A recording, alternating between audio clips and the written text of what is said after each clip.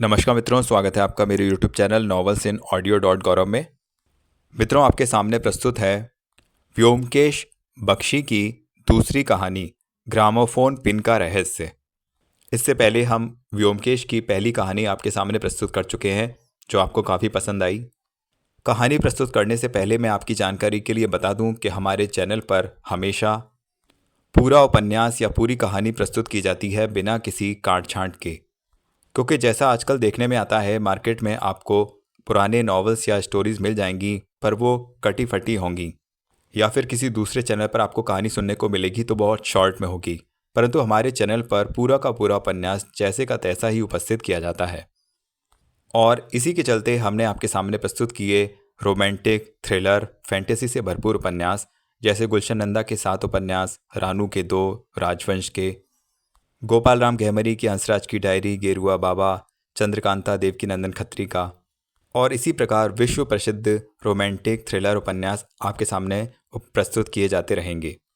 हो सकता है आपने ये कहानी पहले कहीं सुनी हो या देखी हो, परंतु यदि आप इस चैनल पर सुनेंगे तो आपको सुनने के लिए मिलेगी बिल्कुल स्पष्ट साफ आवाज़ में कहानी।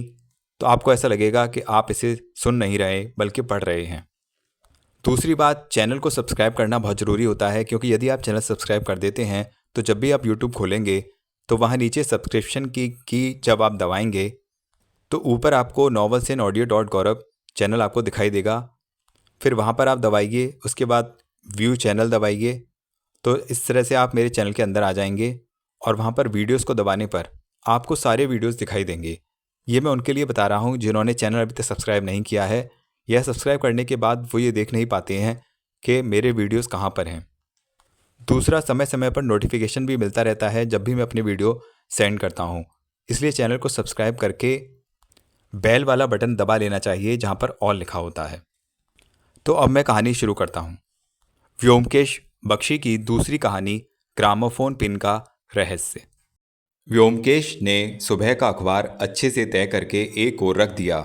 उसके बाद अपनी कुर्सी पर पीछे सिर टिकाकर खिड़की के बाहर देखने लगा।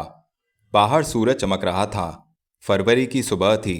न कोहरा न बादल, आसमान दूर दूर तक नीला था। हम लोग घर की दूसरी मंजिल में रहते थे। ड्राइंग रूम की खिड़की से शहर की आपाधापी और ऊपर खुला आसमान साफ दिखाई देता था। नीचे तरह तरह के ट्रैफिक की आवाज़ों से पता चलता था कि शहर रोज़ाना के शोर शराबे के लिए जाग रहा है। नीचे हैरिसन रोड का शोरगुल बढ़कर आकाश तक कुलांचे मारने लग गया था, क्योंकि पक्षियों की चहचहाहट आसमान में उड़ने लगी थी। ऊपर दूर तक कबूतरों की कतारें उड़ती दिखाई दी। लगा जैसे वे सूरज के इर्द गिर्द घेरा बनाना चाह रहे हों। सुबह के 8 बजे थे। हम लोग नाश्ता करके आराम से अखबार के पन्ने उलट रहे थे, इस आस में कि कोई दिलचस्प समाचार दिखाई दे जाए। व्योमकेश ने खिड़की से हटने के बाद कहा, तुमने वह अजीब विज्ञापन देखा जो कुछ दिनों से बराबर छप रहा है? मैंने उत्तर दिया, नहीं, मैं विज्ञापन नहीं पढ़ता। आश्चर्य से देखते हुए व्योमकेश बोले, तुम विज्ञापन नहीं पढ़ते तो क्या पढ़ते हो जो हर एक व्यक्ति पढ़ता है? समाचार। दूसरे शब्दों में वो कहानियाँ, जैसे मंचूरिया में कोई व्यक्ति है जिसकी उंगली से खून बहता है, या फिर ब्राज़ील में एक महिला के 3 बच्चे हुए, यही सब पढ़ते हो? क्या फ़ायदा यह पढ़कर? क्यों पढ़ा जाए यह सब? यदि तुम आज के संदर्भ में असली खबर चाहते हो तो विज्ञापन पढ़ो। व्योमकेश विचित्र व्यक्ति था, यह जल्दी ही पता चल जाएगा। ऊपर से उसे देखकर उसके चेहरे या बातचीत से कोई यह कह नहीं सकेगा कि उसमें अनेक विशेष गुणों का समावेश है, लेकिन यदि उसे ताना मारो या उसे तर्क में उद्वेलित कर दो तो उसका यह वास्तविक रूप सामने आ जाता है। लेकिन आमतौर पर वह एक गंभीर और कम बोलने वाला व्यक्ति है, लेकिन जब कभी उसकी खिल्ली उड़ाकर उसका मजाक बनाया जाता है तो उसकी जन्मजात प्रखर बुद्धि सभी संभावनाओं और अवरोधों को तोड़कर उसकी जुबान पर खेलने लग जाती है। तब उसका वार्तालाप सुनने लायक हो जाता है। मैं यही लोभ संवरण नहीं कर पाया और सोचा कि क्यों ना उसे एक बार उद्वेलित करके देखा जाए। मैंने कहा, तो यह बात है, इसका मतलब यह हुआ कि अखबार वाले सब बदमाश लोग हैं जो अखबार के पन्नों को विज्ञापन से भरने की जगह फिजूल की खबरें छापकर जगह भर देते हैं। व्योमकेश की आंखों में एक चमक दिखाई देने लगी। वह बोला, कसूर उनका नहीं है, क्योंकि वे जानते हैं कि यदि वे तुम्हारे जैसे व्यक्तियों के मनोरंजन के लिए ये फिजूल की कहानियां ना छापें तो उनका अखबार नहीं बिकेगा। लेकिन वास्तव में चटपटी खबर व्यक्तिगत कॉलमों में होती है। यदि तुम सभी प्रकार की महत्वपूर्ण खबरें चाहते हो, जैसे कि तुम्हारे इर्द गिर्द क्या हो रहा है, दिन दहाड़े कौन किसे लूटने की साजिश कर रहा है, स्मगलिंग जैसे गैर कानूनी काम को बढ़ाने के लिए क्या नए हथकंडे अपनाए जा रहे हैं, तो तुम्हें व्यक्तिगत कॉलम के विज्ञापन पढ़ने चाहिए। राइटर्स ये सब खबरें नहीं भेजता। मैंने हंसकर जवाब दिया, अगर ऐसा है तो आज ही से केवल विज्ञापन ही पढ़ा करूंगा। पर तुमने यह नहीं बताया कि आज तुम्हें कौन सा विज्ञापन विचित्र लगा। व्योमकेश ने अखबार मेरी तरफ फेंकते हुए कहा, पढ़ लो, मैंने निशान लगा दिया है। मैंने पन्नों को पलटकर देखा। एक पेज पर लाल पेंसिल से 3 लाइन की लाइनों पर निशान बना रखा था। यदि लाल निशान ना होता तो शायद साधारण दृष्टि से वह दिखाई भी ना देता। विज्ञापन इस प्रकार था, शरीर में कांटा। यदि शरीर से कांटा निकलवाना चाहते हैं तो कृपया शनिवार 5:30 बजे वाइट वे लेडलॉ के दक्षिणी पश्चिम कोने पर लगे बिजली के खंभे से कंधों को टिकाए खड़े रहें। मैंने उस विज्ञापन को कई बार पढ़ा और जब मुझे उसका कोई सिर पैर नहीं मिला तो मैंने पूछा, वह आखिर कहना क्या चाहता है। उस चौराहे के लैंप पोस्ट से कंधा टिकाने पर क्या जादू से शरीर से कांटा निकल जाएगा? उस विज्ञापन का अर्थ क्या है और क्या है यह शरीर का कांटा? व्योमकेश ने उत्तर दिया, मैं भी तो अभी तक यह समझ नहीं पाया हूँ। अगर तुम पिछले अखबारों पर नज़र डालोगे तो पाओगे कि यह विज्ञापन प्रत्येक शुक्रवार बिना किसी नाम के छप रहा है। लेकिन इस खबर में संदेश क्या है? आमतौर पर किसी विज्ञापन को छपवाने का कोई उद्देश्य होता है। इस विज्ञापन से तो कुछ पता नहीं चलता। व्योमकेश बोला, पहली नज़र में तो यही लगता है कि इसमें कोई संदेश नहीं है, पर कुछ भी नहीं है यह कैसे मान लिया जाए? आखिर कोई व्यक्ति अपनी मेहनत की कमाई फिजूल के विज्ञापन पर क्यों खर्च करेगा? यदि ध्यान से पढ़ा जाए तो पहला संदेश बिल्कुल स्पष्ट है। और वो क्या है? विज्ञापनकर्ता बताना नहीं चाहता कि वह कौन है। विज्ञापन में कहीं कोई नाम नहीं है। अक्सर विज्ञापन ऐसे छपते हैं जिनके विज्ञापनकर्ता का नाम पता नहीं होता, पर यह सब जानकारी अखबार के दफ्तर में रहती है। अखबार अपनी ओर से एक बॉक्स नंबर छापता है, इसमें यह भी नहीं है।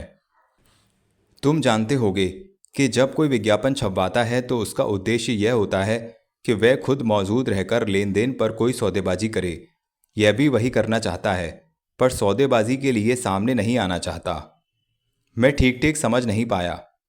ठीक है, मैं समझाता हूँ, ध्यान से सुनो।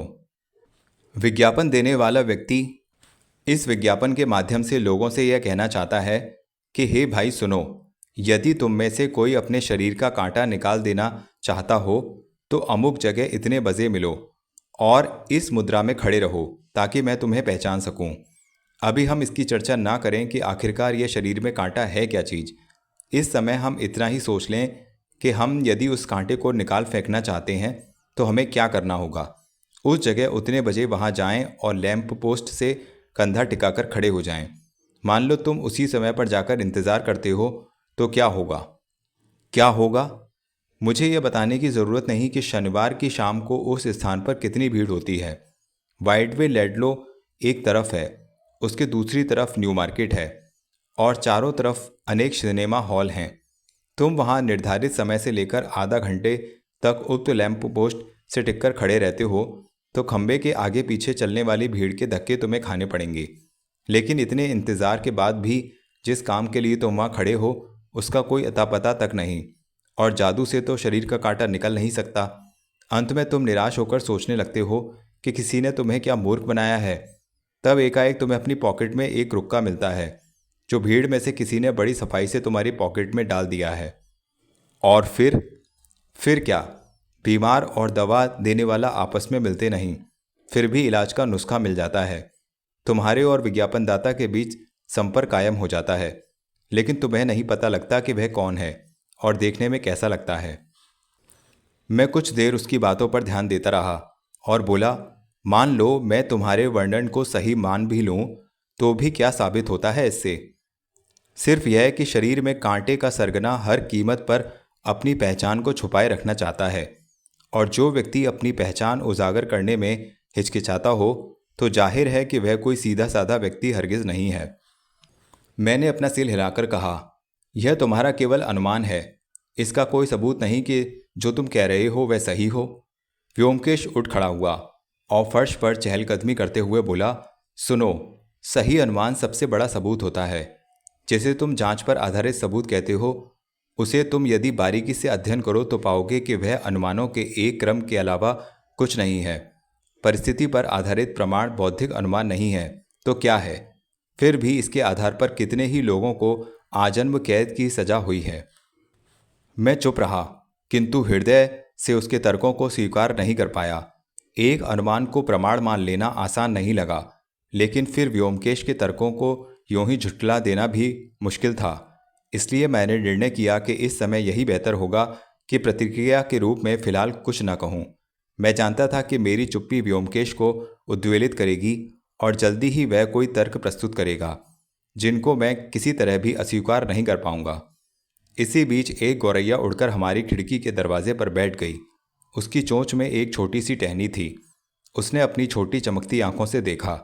व्योमकेश चलते चलते एकाएक रुक गया और गौरैया की ओर इशारा करके उसने पूछा, क्या तुम बता सकते हो कि यह चिड़िया क्या कहना चाह रही है? चौंककर मैं बोला, क्या कहना चाह रही है माने? मैं समझता हूँ कि वह अपना घोंसला बनाने के लिए जगह ढूंढ रही है। और क्या? क्या यह निश्चयपूर्वक कह सकते हो, बिना किसी संदेह के? हाँ, बिना किसी संदेह के। व्योमकेश दोनों बाजुओं को आपस में बांधकर खड़ा हो गया और हल्की मुस्कान से बोला, तुमने ऐसा कैसे सोच लिया? क्या प्रमाण है? प्रमाण? प्रमाण वह तो है उसके मुंह में पेड़ की टहनी। उसके मुंह में टहनी क्या निश्चित रूप से यह बताती है कि वह घोंसला ही बनाना चाहती है? मैं समझ गया कि मैं व्योमकेश के तर्कों के जाल में फंस गया हूँ। मैंने कहा, नहीं, लेकिन अनुमान। अब तुम लाइन पर आए तो क्यों इतनी देर से मानने से इनकार करते रहे? नहीं, इनकार नहीं, लेकिन अच्छा, तो मैंने कहा, यदि तुम मुंह में टहनी दबाकर किसी की दीवार पर चढ़कर बैठ जाओ तो यह साबित हो जाएगा कि तुम घोंसला बनाना चाहते हो। नहीं, इससे तो यह साबित होगा कि मैं बहुत ही ऊंचे दर्जे का उल्लू हूँ। क्या इसके लिए भी कोई सबूत चाहिए? व्योमकेश हंसने लगा। उसने कहा, तुम मुझे किसी भी तरह नाराज नहीं कर सकते। तुम्हें यह मानना ही पड़ेगा कि भले ही जांच पर आधारित प्रमाण में भूल हो जाए, पर तर्क पर आधारित अनुमान गलत नहीं हो सकता। मैं भी अपनी जिद पर अड़ गया और बोला, मैं इस विज्ञापन को लेकर तुम्हारे तरह तरह के अनुमानों और अटकलों पर यकीन करने के लिए तैयार नहीं हूँ। व्योमकेश ने कहा, इससे तो यही साबित होता है कि तुम्हारा दिमाग कितना कमज़ोर है। जानते हो, आस्था को भी मजबूत इच्छा शक्ति की जरूरत पड़ती है। खैर, तुम्हारे जैसे लोगों के लिए जांच पर आधारित प्रमाण पत्र ही सर्वाधिक उपयोगी मार्ग है। कल है शनिवार, शाम को हमारे पास कोई काम नहीं है। मैं कल दिखा दूंगा कि मेरा अनुमान सही है। क्या करोगे? इतने में सीढ़ियों से किसी के चढ़ने की पदचाप सुनाई दी। व्योमकेश ने कानों पर जोर दिया और बोला, आगंतुक, अजनबी, मध्यम वय का भारी भरकम या फिर गोल मटोल, हाथ में बेंत, कौन हो सकता है? ज़रूर हम ही से मिलना चाहता है, क्योंकि इस मंजिल में हमारे अलावा और कौन है? वह अपने आप पर ही हंस दिया। दरवाजे पर दस्तक सुनाई दी। व्योमकेश जोर से बोला, भीतर आ जाइए, दरवाज़ा खुला है। एक मध्यम वय के भारी भरकम व्यक्ति ने दरवाज़ा खोलकर प्रवेश किया। उसके हाथ में मलाका बांस से बनी बेंत थी, जिसकी मूठ पर चांदी चढ़ी हुई थी। वह बटनों वाला अल्पाका ऊन का काला कोट पहने हुए था। नीचे बढ़िया प्लेटों वाली फाइन धोती झलक रही थी। वह गोरा चिट्ठा क्लीन शेव था। आगे के बाल उड़ गए थे, पर देखने में वह प्रियदर्शी था। 3 मंजिल सीढ़ियां चढ़ने से अंदर आते ही बोलने में उसे असुविधा हो रही थी। उसने अपनी जेब से रूमाल निकालकर चेहरा पोंछा। व्योमकेश मेरी ओर इशारा करके आहिस्ता से बड़बड़ाया, अनुमान, अनुमान। मुझे व्योमकेश का ताना चुपचाप सहना पड़ रहा था, क्योंकि उसका अजनबी के बारे में अनुमान सही निकला था। आगंतुक सज्जन तब तक सहज हो चुके थे। उन्होंने प्रश्न किया, आप दोनों में से जासूस व्योमकेश बाबू कौन हैं? व्योमकेश ने पंखा चलाकर कुर्सी की ओर इशारा करते हुए कहा, तशरीफ़ रखिए, मैं ही व्योमकेश बख्शी हूँ। लेकिन मुझे जासूस शब्द से चिढ़ है। मैं एक सत्यान्वेषी हूँ, सच को खोजने वाला। मैं देख रहा हूँ आप काफ़ी परेशान हैं। कुछ देर आराम कर लें, फिर आपसे ग्रामोफोन पिन का रहस्य सुनूंगा। वे सज्जन बैठ गए और बड़ी देर किंग कर्तव्य विमूढ़ होकर व्योमकेश की तरफ ताकते ही रह गए। आश्चर्य में तो मैं भी था, क्योंकि मेरे भेजे में यह घुस ही नहीं पा रहा था कि व्योमकेश ने एक ही नज़र में उन मध्य वय के संभ्रांत सज्जन को उस कुख्यात ग्रामोफोन पिन की कहानी से कैसे जोड़ दिया। मैंने व्योमकेश के कई अजूबे देखे हैं, पर यह तो कोई जादुई कारनामे से कम नहीं था। बहुत प्रयास करने के बाद उन सज्जन ने अपने विचारों पर नियंत्रण किया और पूछ ही लिया, आप यह कैसे जान गए? व्योमकेश ने हंसकर उत्तर दिया, केवल अनुमान। पहला यह कि आप मध्यम वय के हैं, दूसरा आप संपन्न व्यक्ति हैं, तीसरा आपको यह समस्या हाल ही में होने लगी, और अंततः आप मेरे पास सहायता के लिए आए हैं। इसलिए व्योमकेश ने वाक्य को वहीं छोड़ दिया और अपने हाथों को हवा में इस प्रकार उड़ाया जैसे कह रहा हो कि इतना सब होने के बाद उनके आने का कारण तो एक बच्चा भी जान जाएगा। यहाँ यह बताना जरूरी है कि इधर कुछ सप्ताहों से शहर में कुछ अजीब घटनाएं घट रही थीं। अखबारों में उन घटनाओं को ग्रामोफोन पिन का रहस्य के शीर्षक से छापना शुरू कर दिया था और उन घटनाओं की विस्तृत जानकारी पहले पेज की हेडलाइन के रूप में छाप रहे थे। इन समाचारों ने कलकत्ता की जनता को उत्सुकता, व्याकुलता और आतंक के मिले जुले प्रभाव से त्रस्त कर दिया था। अखबारों में भय मिश्रित आतंक पैदा करने वाले वृतांत पढ़ने से पान और चाय के अड्डों पर तरह तरह की आशंकाओं और अफवाहों का बाजार गर्म था। भय और आतंक से शायद ही कोई कलकत्ता वासी रात के अंधेरे में घर से बाहर निकलता हो। घटना की शुरुआत इस प्रकार हुई। करीब 1.5 महीने पहले सुकिया स्ट्रीट निवासी जयहरि सान्याल सुबह के समय कार्नवालिस रोड पर चल रहे थे।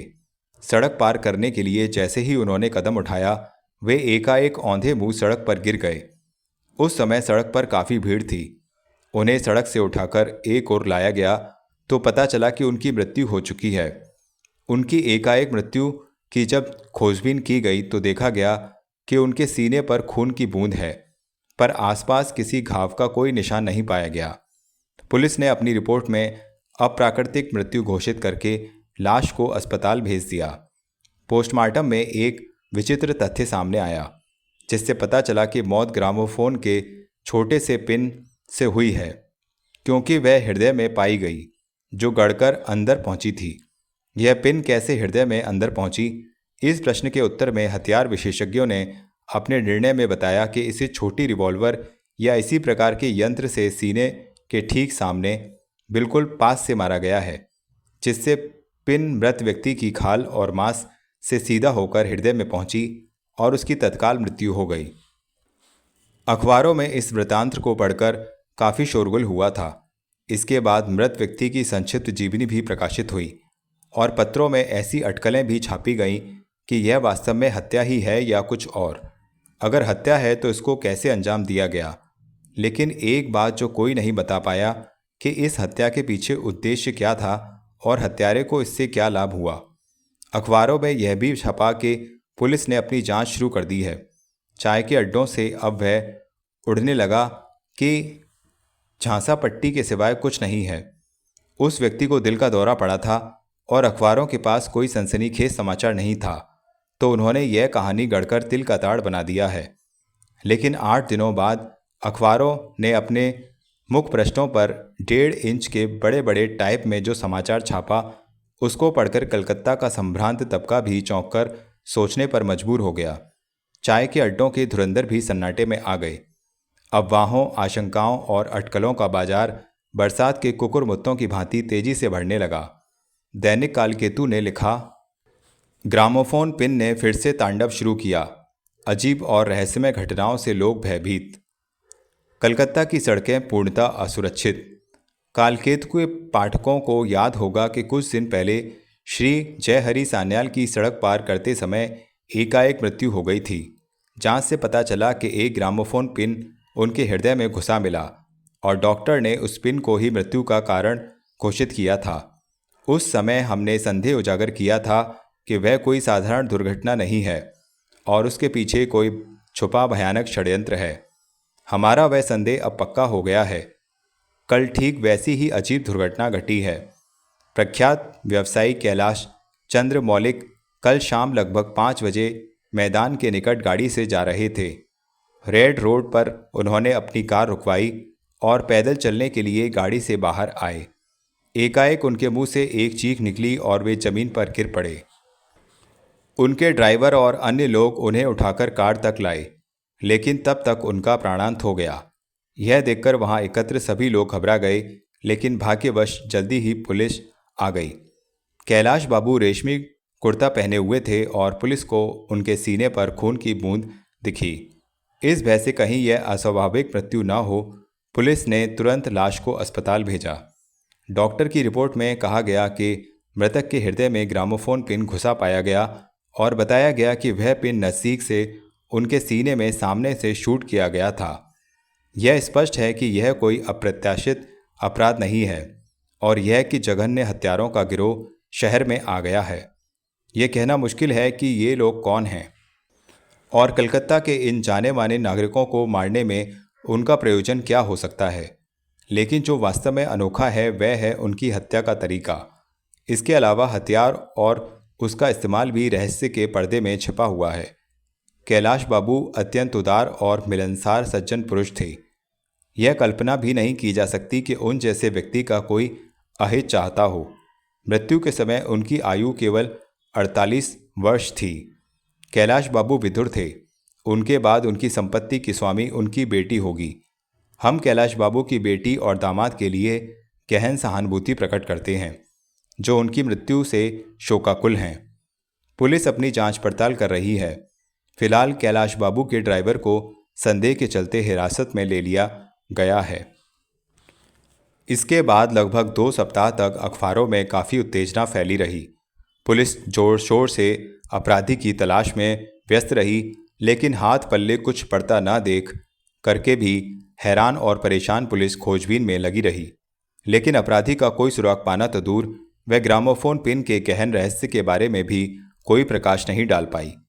और फिर करीब 15 दिन बाद ग्रामोफोन पिन ने अपनी करामात दिखाई। इस बार का शिकार कृष्ण दयाल लाह नामक एक सूदखोर धनवान था। वह धर्मतल्ला और वेलिंगटन स्ट्रीट के चौराहे पर सड़क पार करते समय सड़क पर ही गिर गया और फिर कभी नहीं उठा। इस बार फिर मीडिया ने ऐसा घमासान छिड़ा जिसने खबरों के परखच्चे उड़ा दिए। संपादकीय लेखों में पुलिस की कार्यक्षमता और व्यर्थता पर तीखे प्रहार और तेज हो गए। कलकत्ता महानगर में आतंक छा गया। नागरिकों में भय और दहशत घर करने लगे। अड्डों में, चाय दुकानों, होटलों और ड्राइंग रूमों में इस विषय को छोड़कर कोई और विषय ही नहीं रहा। कुछ ही दिन में अंतराल में ऐसी ही 2 मौतें और हो गईं। सारा शहर दहशत से सकते में आ गया। एक नागरिक यह समझ नहीं पा रहा था कि वह हत्यारे से अपने को कैसे सुरक्षित रखे। कहना न होगा कि व्योमकेश भी गहन रूप से इस रहस्य पर अपना ध्यान केंद्रित किए हुए था। गलत कार्य करने वालों को पकड़ना उसका व्यवसाय था और उस क्षेत्र में उसने पर्याप्त नाम भी अर्जित किया था। वह चाहे जितना जासूस शब्द से घृणा करता हो, पर वह अच्छी तरह से जानता था कि सभी तत्वों और उसके कार्यक्षेत्र को देखते हुए वह एक प्राइवेट डिटेक्टिव ही है। इसलिए भी इस जघन्य हत्याकांड ने उसके मस्तिष्क की समस्त क्षमताओं को हिला दिया था। हम दोनों सभी अपराध के घटनास्थलों पर जाते और प्रत्येक घटनास्थल को सभी कोणों से जांचते। मैं कह नहीं सकता कि व्योमकेश को इस जांच पड़ताल से कोई नया सुराग मिला या नहीं, और यदि मिला भी हो तो उसने मुझसे इस बारे में कोई चर्चा नहीं की। लेकिन इतना ज़रूर था कि वह अपनी नोटबुक में बड़ी मुस्तैदी से छोटी छोटी जानकारी को दर्ज करता रहता था। संभवतः अपने मन के भीतर से उसे विश्वास था कि किसी दिन रहस्य की कोई टूटी डोर उसके हाथ लग ही जाएगी। इसलिए आज जब वह टूटी डोर उसके हाथ के करीब आ गई तो मुझे एहसास हो गया कि शांत चेहरे के बावजूद भीतर से वह कितना उद्वेलित और अशांत है। वे सज्जन कहने लगे, मैं आया था क्योंकि मैंने आपके बारे में सुना था और अब मैं देख रहा हूं कि यह सब गलत नहीं है। आश्चर्यजनक दक्षता जो आपने अभी दिखाई है, उसे देखकर मुझे लगता है कि आप ही हैं जो मुझे बचा सकते हैं। पुलिस कुछ भी नहीं कर पाएगी, इसलिए मैं उसके पास गया ही नहीं। जरा देखिए तो, कम से कम 5 हत्याएं दिन दहाड़े उसकी नाक के नीचे हो गईं। क्या वे कुछ कर पाए? और आज तो मैं भी जाने कैसे बच गया। उनकी आवाज़ लड़खड़ाकर मध्यम हो गई और उनकी कनपटी पर पसीने की बूंदें चमक आईं। व्योमकेश ने उन्हें सांत्वना देकर शांत करते हुए कहा, मुझ पर विश्वास कीजिए। अच्छा हुआ कि आप पुलिस के बजाय मेरे पास चले आए। अगर कोई इस रहस्य को खोल सकता है तो यकीनन वह पुलिस नहीं है। कृपया करके शुरू से सारी बात विस्तार पूर्वक बताइए। कोई भी बात छोड़िए नहीं, क्योंकि मेरे लिए कोई भी जानकारी व्यर्थ नहीं होती। उन सज्जन ने सहज होकर कहना शुरू किया, मेरा नाम आशुतोष मित्र है। मैं नज़दीक ही नेटुटोला में रहता हूँ। 18 साल की उम्र से ही मैं अपने व्यवसाय में लगा हुआ हूँ। मुझे कभी समय ही नहीं मिला कि मैं अपने परिवार या शादी वगैरह के बारे में सोच पाऊँ। दूसरे मुझे बच्चों का भी कोई शौक़ नहीं, इसलिए मैं इन सब झंझटों से दूर ही रहा।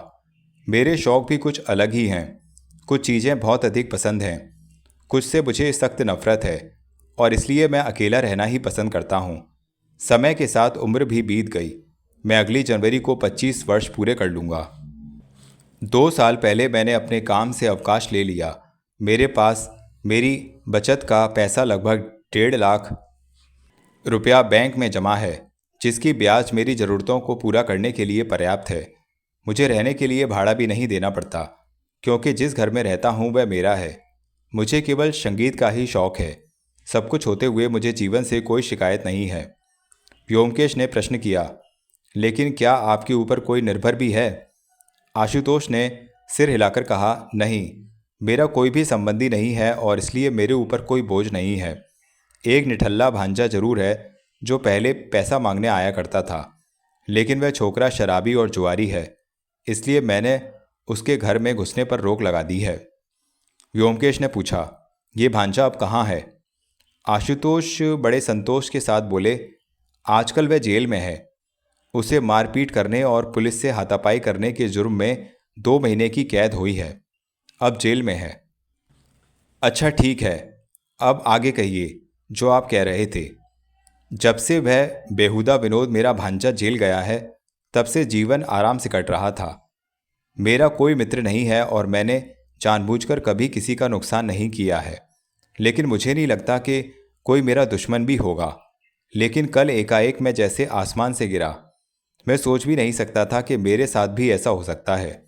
मैंने अखबारों में ग्रामोफोन पिन के रहस्य की खबरों को पढ़ा जरूर था, लेकिन मुझे उन पर विश्वास नहीं होता था। मुझे लगता था ये सब मनगढ़ंत कहानियां हैं, लेकिन मैं गलत था। वह कैसे?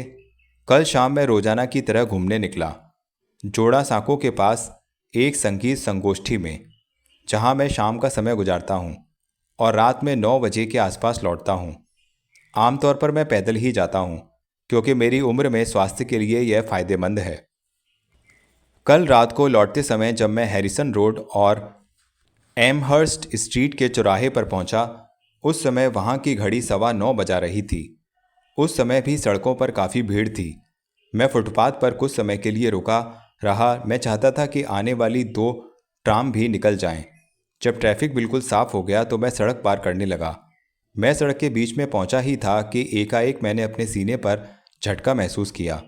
मुझे ऐसा लगा जैसे किसी ने मेरे हृदय के ऊपर की हड्डियों के पास, जहां मैं अपनी ब्रेस्ट पॉकेट में अपनी घड़ी रखता हूं, कुछ ठोंक दिया है। इसके साथ ही मुझे दर्द हुआ और जैसे किसी ने हृदय में कांटा घुसा दिया हो। मैं गिरते गिरते बचा। किसी तरह मैंने अपना संतुलन बनाए रखा और सड़क पार कर गया। मुझे चक्कर आया और मैं समझ नहीं पाया कि यह हुआ क्या। जब मैंने ब्रेस्ट पॉकेट से अपनी घड़ी निकालकर देखी तो वह ठप हो गई थी। उसका शीशा पूरी तरह से टूट गया था और एक ग्रामोफोन पिन उसमें घुस गया था। आशु बाबू फिर पसीने से तरबतर हो गए। उन्होंने कांपते हाथों से अपनी बाहों पर आए पसीने को पोंछा और अपनी जेब से निकालकर एक डिब्बी दे दी और बोले, यह रही वह घड़ी। व्योमकेश ने डिब्बी खोलकर घड़ी निकाली। घड़ी गन मेटल की बनी थी। ऊपर का शीशा नदारद था। घड़ी में समय 9:30 बजे का था और एक ग्रामोफोन का पिन घड़ी के बीचों बीच गड़ा हुआ था। व्योमकेश ने घड़ी को बड़ी बारीकी से कुछ देर देखा, फिर उसे डिबिया में रखकर सामने मेज पर रख दिया और बोला, हाँ, तो आप अपनी बात जारी रखिए। आशु बाबू बोले, भगवान ही जानता है कि उसके बाद मैं कैसे घर पहुंचा। मैं तनाव और परेशानी में सारी रात सो नहीं पाया। यह घड़ी मेरे लिए वरदान ही समझिए, अन्यथा तो अब तक अस्पताल में पोस्टमार्टम की टेबल पर मेरी लाश पड़ी होती। आशु बाबू के रोंगटे खड़े हो गए। एक ही रात में मैंने अपने जीवन के 10 वर्ष खो दिए हैं व्योमकेश बाबू। मैं पूरी रात सोचता रहा हूं कि मैं क्या करूं, किसके पास जाऊं, अपने को कैसे बचाऊं। दिन की पहली किरण के साथ ही मुझे आपका नाम सूझा। मैंने आपकी अभूतपूर्व क्षमताओं के बारे में सुना था और इसलिए मैं पहली ही फुर्सत में आपके पास चला आया हूँ। मैं एक बंद टैक्सी में आया हूँ। पैदल चलने की मेरी हिम्मत नहीं हुई, क्योंकि कहीं। व्योमकेश उठकर आशुतोष बाबू के पास गया और उनके कंधों पर हाथ रखकर बोला, आप अब आराम से रहिए। मैं आपको विश्वास दिलाता हूँ कि आपका अब कोई बाल बांका भी नहीं कर पाएगा। यह सही है कि कल आप बाल बाल बचे हैं, लेकिन आगे से यदि आप मेरी सलाह पर अमल करेंगे तो आपके जीवन को कोई खतरा नहीं रहेगा। आशु बाबू ने व्योमकेश के हाथों को अपने हाथों में लेते हुए कहा, व्योमकेश बाबू, कृपया करके मुझे इस दुर्गति से बचा लीजिए, मेरा जीवन बचा लीजिए। मैं आपको 1000 रुपये का पुरस्कार दूंगा। व्योमकेश मुस्कुराते हुए वापस अपनी कुर्सी पर बैठकर बोला, यह तो आपकी उदारता है। इसको मिलाकर कुल 3000 रुपये हो जाते हैं, क्योंकि 2000 रुपये के इनाम की घोषणा सरकार कर चुकी है कि नहीं? लेकिन यह सब बाद में, पहले मेरे कुछ प्रश्नों का उत्तर दीजिए। कल जब आप पर हमला हुआ उस समय आपने कोई आवाज़ सुनी थी? किस तरह की आवाज़? कोई भी, जैसे कार के टायर फटने की आवाज़? आशु बाबू ने निश्चयपूर्वक कहा, नहीं। व्योमकेश ने फिर पूछा, कोई और आवाज़ या ध्वनि? जैसा कि मुझे याद आता है मैंने ऐसा कुछ भी नहीं सुना। ध्यान से सोचिए। काफ़ी देर सोचने के बाद आशु ने कहा, मैंने वे ध्वनियाँ सुनी जो अक्सर भीड़ भरी सड़कों पर होती हैं, जैसे कारों, ट्रामों, रिक्शों की आवाज़ें। और जहाँ तक मुझे याद आ रहा है, मुझे झटका लगने के समय मैंने साइकिल की घंटी की आवाज़ सुनी थी। कोई और अस्वाभाविक आवाज़ नहीं? व्योमकेश कुछ क्षणों तक चुपचाप रहने के बाद बोला, क्या आपके ऐसे दुश्मन हैं जो चाहते हों कि आपकी मृत्यु हो जाए? नहीं, जहाँ तक मेरी जानकारी में है मैं ऐसे किसी व्यक्ति को नहीं जानता। आपने शादी नहीं की, इसलिए आपके बच्चे तो हैं नहीं। मैं समझता हूँ आपका भांजा ही आपका वारिस है। आशु बाबू पहले तो दुविधा में हिचकिचाए और बाद में बोले, नहीं। क्या आपने अपनी वसीयत लिख दी है? हाँ। कौन है आपका वारिस?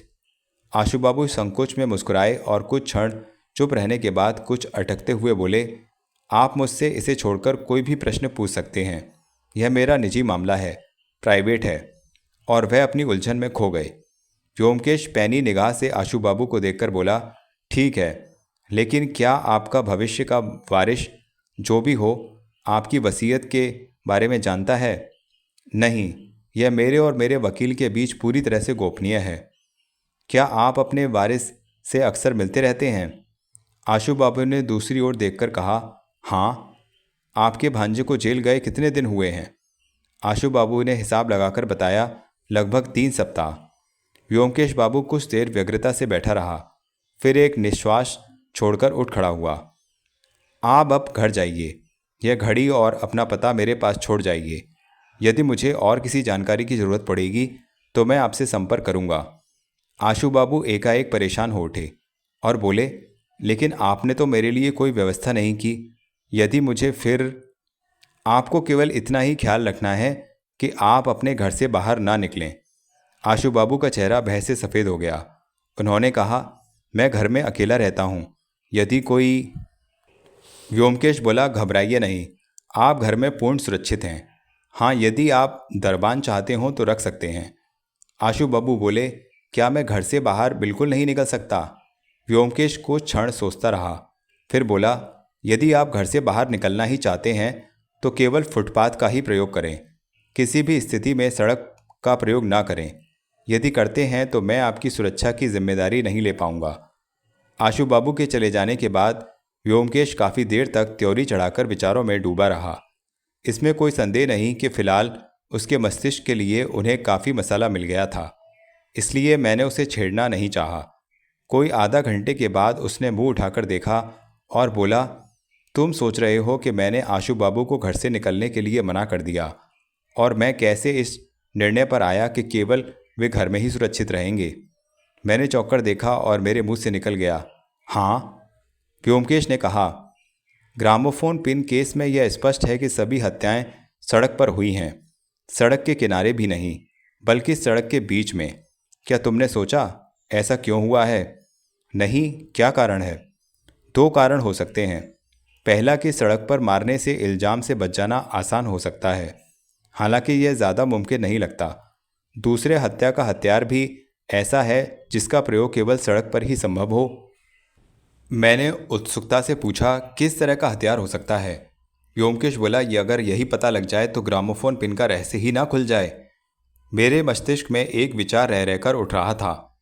मैंने कहा, क्या कोई व्यक्ति ऐसा रिवॉल्वर रख सकता है जिसमें गोली के स्थान पर ग्रामोफोन पिन का इस्तेमाल हो सके? व्योमकेश ने मेरी बात को हाँ में हाँ मिलाते हुए कहा, आइडिया मार्के का है, लेकिन इसमें कुछ संदेह दिखाई दे रहा है। कोई व्यक्ति जो बंदूक और पिस्तौल इस्तेमाल करना चाहता है, वह क्यों चाहेगा? तर्क के अनुसार वह एकांत ही खोजेगा। दूसरे, बंदूक को तो छोड़ो, पिस्तौल के शॉट का धमाका भी भीड़ के कोलाहल में छिप नहीं सकता। फिर गन पाउडर की महक रह जाती है। वो कहते हैं ना कि एक धमाका दूसरे को छुपा सकता है, लेकिन महक कैसे छुपेगी? मैंने कहा, संभव है वह एयर गन हो। व्योमकेश जोर से हंसा। वाह, क्या बेहतरीन आइडिया है, कंधे पर एयर गन लटकाकर हत्या करने जाना। लेकिन क्या यह व्यवहारिक है? नहीं मेरे प्यारे मित्र, यह इतना आसान नहीं है। यहाँ सोचने की बात यह है कि जो भी हथियार होगा वह धमाका करेगा ही। तब कैसे उस धमाके को छुपाया जा सकता है? मैंने कहा, तुम अभी अभी क्या कह रहे थे कि एक धमाका दूसरे को छुपा सकता है? एक झटके से व्योमकेश खड़ा हो गया और मुझे बड़ी बड़ी आंखों से घूरने लगा और बड़बड़ाने लगा। यह सही है, यह बिल्कुल सही है। मैं चौंक उठा। क्या बात है? व्योमकेश ने सिर हिलाते हुए कहा, कुछ नहीं। मैं जितना ग्रामोफोन पिन रहस्य के बारे में सोचता हूँ, उतना ही मुझे लगता है जैसे सारी हत्याएं एक दूसरे से जुड़ी हुई हैं। एक विशेष प्रकार की समानता सभी हत्याओं में दिखाई दे रही है, हालांकि ऊपर से ऐसा कुछ नहीं लगता। वह कैसे? व्योमकेश ने उंगली पर चिन्ह लगाते हुए कहा, शुरू करें तो सभी शिकार मध्य वय के व्यक्ति थे। आशु बाबू जो घड़ी के कारण बच गए, वे भी मध्य आयु के हैं। दूसरे सभी खाते पीते संपन्न व्यक्ति हैं। कुछ दूसरों से अधिक धनी हो सकते हैं, किंतु निर्धन कोई नहीं था। प्रत्येक व्यक्ति की हत्या सड़क के बीचों बीच हुई, सैकड़ों की भीड़ में। और अंत में महत्वपूर्ण तथ्य यह है कि सभी संतानहीन थे। मैंने कहा, तो तुम्हारा अनुमान यह है कि? व्योमकेश बोला, मैंने अभी तक कोई अनुमान नहीं लगाया है। यह सब बातें मेरे अनुमान के केवल आधार हैं। तुम इन्हें संभावना कह सकते हो। मैंने कहा, लेकिन केवल इन संभावनाओं से हत्यारे को पकड़ना। व्योमकेश ने टोक दिया, हत्यारे नहीं अजीत, हत्यारा। बहुवचन का प्रयोग केवल प्रतिष्ठा जोड़ने के लिए है, वास्तव में व्यर्थ है। अखबार वाले भले ही हल्ला मचा रहे हैं कि इनके पीछे हत्यारों का गिरोह है, लेकिन इस गिरोह में एक ही व्यक्ति है जो इस मानवीय हत्याओं का पोषक, गुरु और हत्यारा है। सभी हत्याओं के पीछे केवल एक ही व्यक्ति है। मैं अपने संदेह को रोक नहीं पाया। तुम यह सब इतने विश्वास से कैसे कह सकते हो? क्या तुम्हारे पास कोई सबूत है? व्योमकेश ने उत्तर दिया, सबूत तो अनेक हैं, लेकिन फिलहाल एक ही पर्याप्त है। क्या यह संभव है कि सभी लोग इतनी अद्भुत दक्षता से एक ही जगह पर दागे गए हथियार से मारे जाएं? प्रत्येक बार पिन हृदय के बीच में ही घुसा है, रंच मात्र भी ना इधर ना उधर। आशु बाबू का केस ही लो, यदि घड़ी ना होती तो वह पिन कहाँ लगता? तुम्हारी नज़र में कितने लोग हो सकते हैं जो इतनी दक्षता से यह कार्य कर पाएंगे, जिनका निशाना इतना अचूक होगा? यह तो उस तरह हो गया जैसे पानी में लकड़ी की मछली की छाया को देखकर घूमते पहिए के बीच मछली की आंख में तीर मारना। मैं समझता हूँ तुम्हें द्रौपदी के स्वयंवर की कथा याद होगी।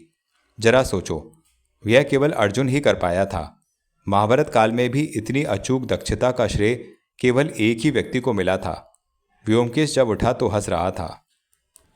ड्राइंग रूम के बगल वाला कमरा व्योमकेश का निजी कमरा था, जिसमें वह हर समय मुझे भी आने नहीं देता था। वास्तव में यह उसकी लाइब्रेरी, प्रयोगशाला, संग्रहालय और ड्रेसिंग रूम था। उसने आशु बाबू की घड़ी उठाकर अपने कमरे की ओर जाते हुए कहा, लंच के बाद इस केस पर मस्तिष्क लगाने के लिए पर्याप्त समय होगा। अब समय है नहाने का। व्योमकेश दोपहर में 3:30 के आसपास बाहर चला गया। मुझे नहीं मालूम कहाँ और क्यों गया, और वापस आया तब तक अंधेरा हो चुका था। मैं उसके इंतज़ार में बैठा था। चाय का समय बीतता जा रहा था। जैसे ही वह आया, पुत्तीराम नाश्ता ले आया। हम लोगों ने पूर्ण शांति से नाश्ता किया। हम लोगों की शाम को साथ साथ चाय पीने की आदत थी। व्योमकेश ने कुर्सी पर कमर टिकाते हुए चुरुट जलाकर पहली बार मौन तोड़ा। तुम्हें आशु बाबू कैसे व्यक्ति लगे? मुझे प्रश्न कुछ अटपटा सा लगा। मैंने पूछा, ऐसा क्यों पूछते हो? मैं समझता हूँ कि वे सज्जन पुरुष, काफ़ी सहज और मिलनसार व्यक्ति हैं। व्योमकेश ने कहा, और उनका नैतिक चरित्र? मैंने उत्तर दिया, जिस प्रकार अपने उस शराबी भांजे के बारे में उनकी नफरत देखी, मैं तो कहूँगा कि वे सीधे तथा सच्चे इंसान हैं। फिर भी उनकी उम्र भी हो गई है। उन्होंने विवाह भी नहीं किया। संभव है जवानी में उन्होंने कुछ प्यार व्यार की हरकतें की हों, लेकिन उन सब के लिए उनकी अब अवस्था नहीं है। व्योमकेश हंस पड़ा। उनकी अवस्था ना भी हो तो क्या, उन बातों ने उन पर कोई रोक लगाई है? जोड़ा साकों के जिस घर में आशु बाबू रोज शाम को संगीत सुनने जाते हैं, वह एक स्त्री का घर है। दरअसल ये कहना कि वह उस स्त्री का घर है गलत है, क्योंकि आशु बाबू उसका भाड़ा भरते हैं। उस घर को संगीत संगोष्ठी स्कूल कहना भी शायद गलत होगा, क्योंकि संगोष्ठी बनाने के लिए कम से कम 2 व्यक्तियों की दरकार होती है। यहाँ तो वे केवल एक ही हैं। क्या बात कर रहे हो? तो बुढ़ऊ काफ़ी रंगीन तबीयत के हैं। वाह! और भी है। आशु बाबू उस स्त्री की पिछली 12-13 वर्षों से देखभाल कर रहे हैं, इसलिए उनकी वफादारी पर शक नहीं किया जा सकता। और जाहिर है कि बदले में उन्हें भी वही वफादारी मिली है, क्योंकि और किसी संगीत का शौकीन को घर में घुसने की इजाज़त नहीं है। दरवाजे पर सख्त पहरा है। मैं उत्सुकता से भर गया था। तो क्या वास्तव में तुम संगीत प्रेमी बनकर उस घर में गए थे? क्या देख पाए उस स्त्री को? कैसी थी देखने में? व्योमकेश बोला, मैं एक झलक ही देख पाया, लेकिन मैं नहीं चाहता कि मैं उसके रूप का वर्णन करके तुम्हारे जैसे कुंवारे दोस्त की अनमोल रातों की नींदें उड़ा दूं। एक ही शब्द कहूँगा, लाजवाब। उसकी आयु संभवतः 27-28 बरस की होगी। जो भी हो, मैं आशु बाबू की पसंद का कायल हो गया हूँ। मैंने हंसकर कहा, मुझे यह भी लग रहा था कि तुम्हें एकाएक आशु बाबू के निजी जीवन में इतनी दिलचस्पी क्यों हो गई है। व्योमकेश बोला, अनियंत्रित उत्सुकता मेरी कमियों में से एक है। दूसरे आशु बाबू का वारिस मुझे परेशान किए हुए था। तो ये हैं आशु बाबू की वारिस? व्योमकेश बोला, यह मेरा अनुमान है। मैंने वहाँ एक और व्यक्ति को देखा जिसकी आयु 35 के लगभग होगी। देखने में काफ़ी तड़क भड़क वाला लगा। वह दरवान के पास तेजी से आया और उसके हाथ में एक पत्र देकर गायब हो गया। जो भी हो, विषय चाहे जितना भी मज़ेदार हो, पर इस समय हमारे लिए इतना उपयोगी नहीं है। व्योमकेश उठकर फर्श पर चक्कर लगाने लगा।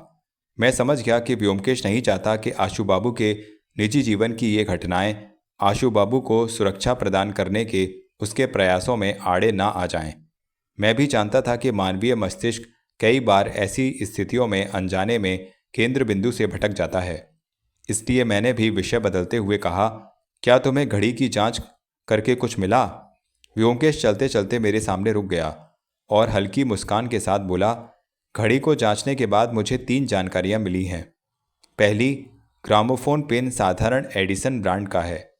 दूसरा, उसका भार ठीक 2 ग्राम है। और तीसरा, घड़ी अब तक ठीक नहीं हो सकती। उसकी मरम्मत संभव ही नहीं है। मैंने कहा, इसका मतलब है कि तुम्हें कोई उपयोगी जानकारी हाथ नहीं लगी? व्योमकेश ने चेयर खींचकर बैठते हुए कहा, लेकिन मैं तुम्हारी बात से सहमत नहीं हूँ, क्योंकि इससे मुझे यह पता चला कि जिस समय यह पिन मृतक के हृदय में दागा गया, उस समय मृतक और हत्यारे की दूरी 7-8 फीट से ज़्यादा नहीं हो सकती। एक ग्रामोफोन पिन इतना हल्का होता है कि इससे अधिक दूरी से दागा जाए तो अपने निशाने पर नहीं लग सकता।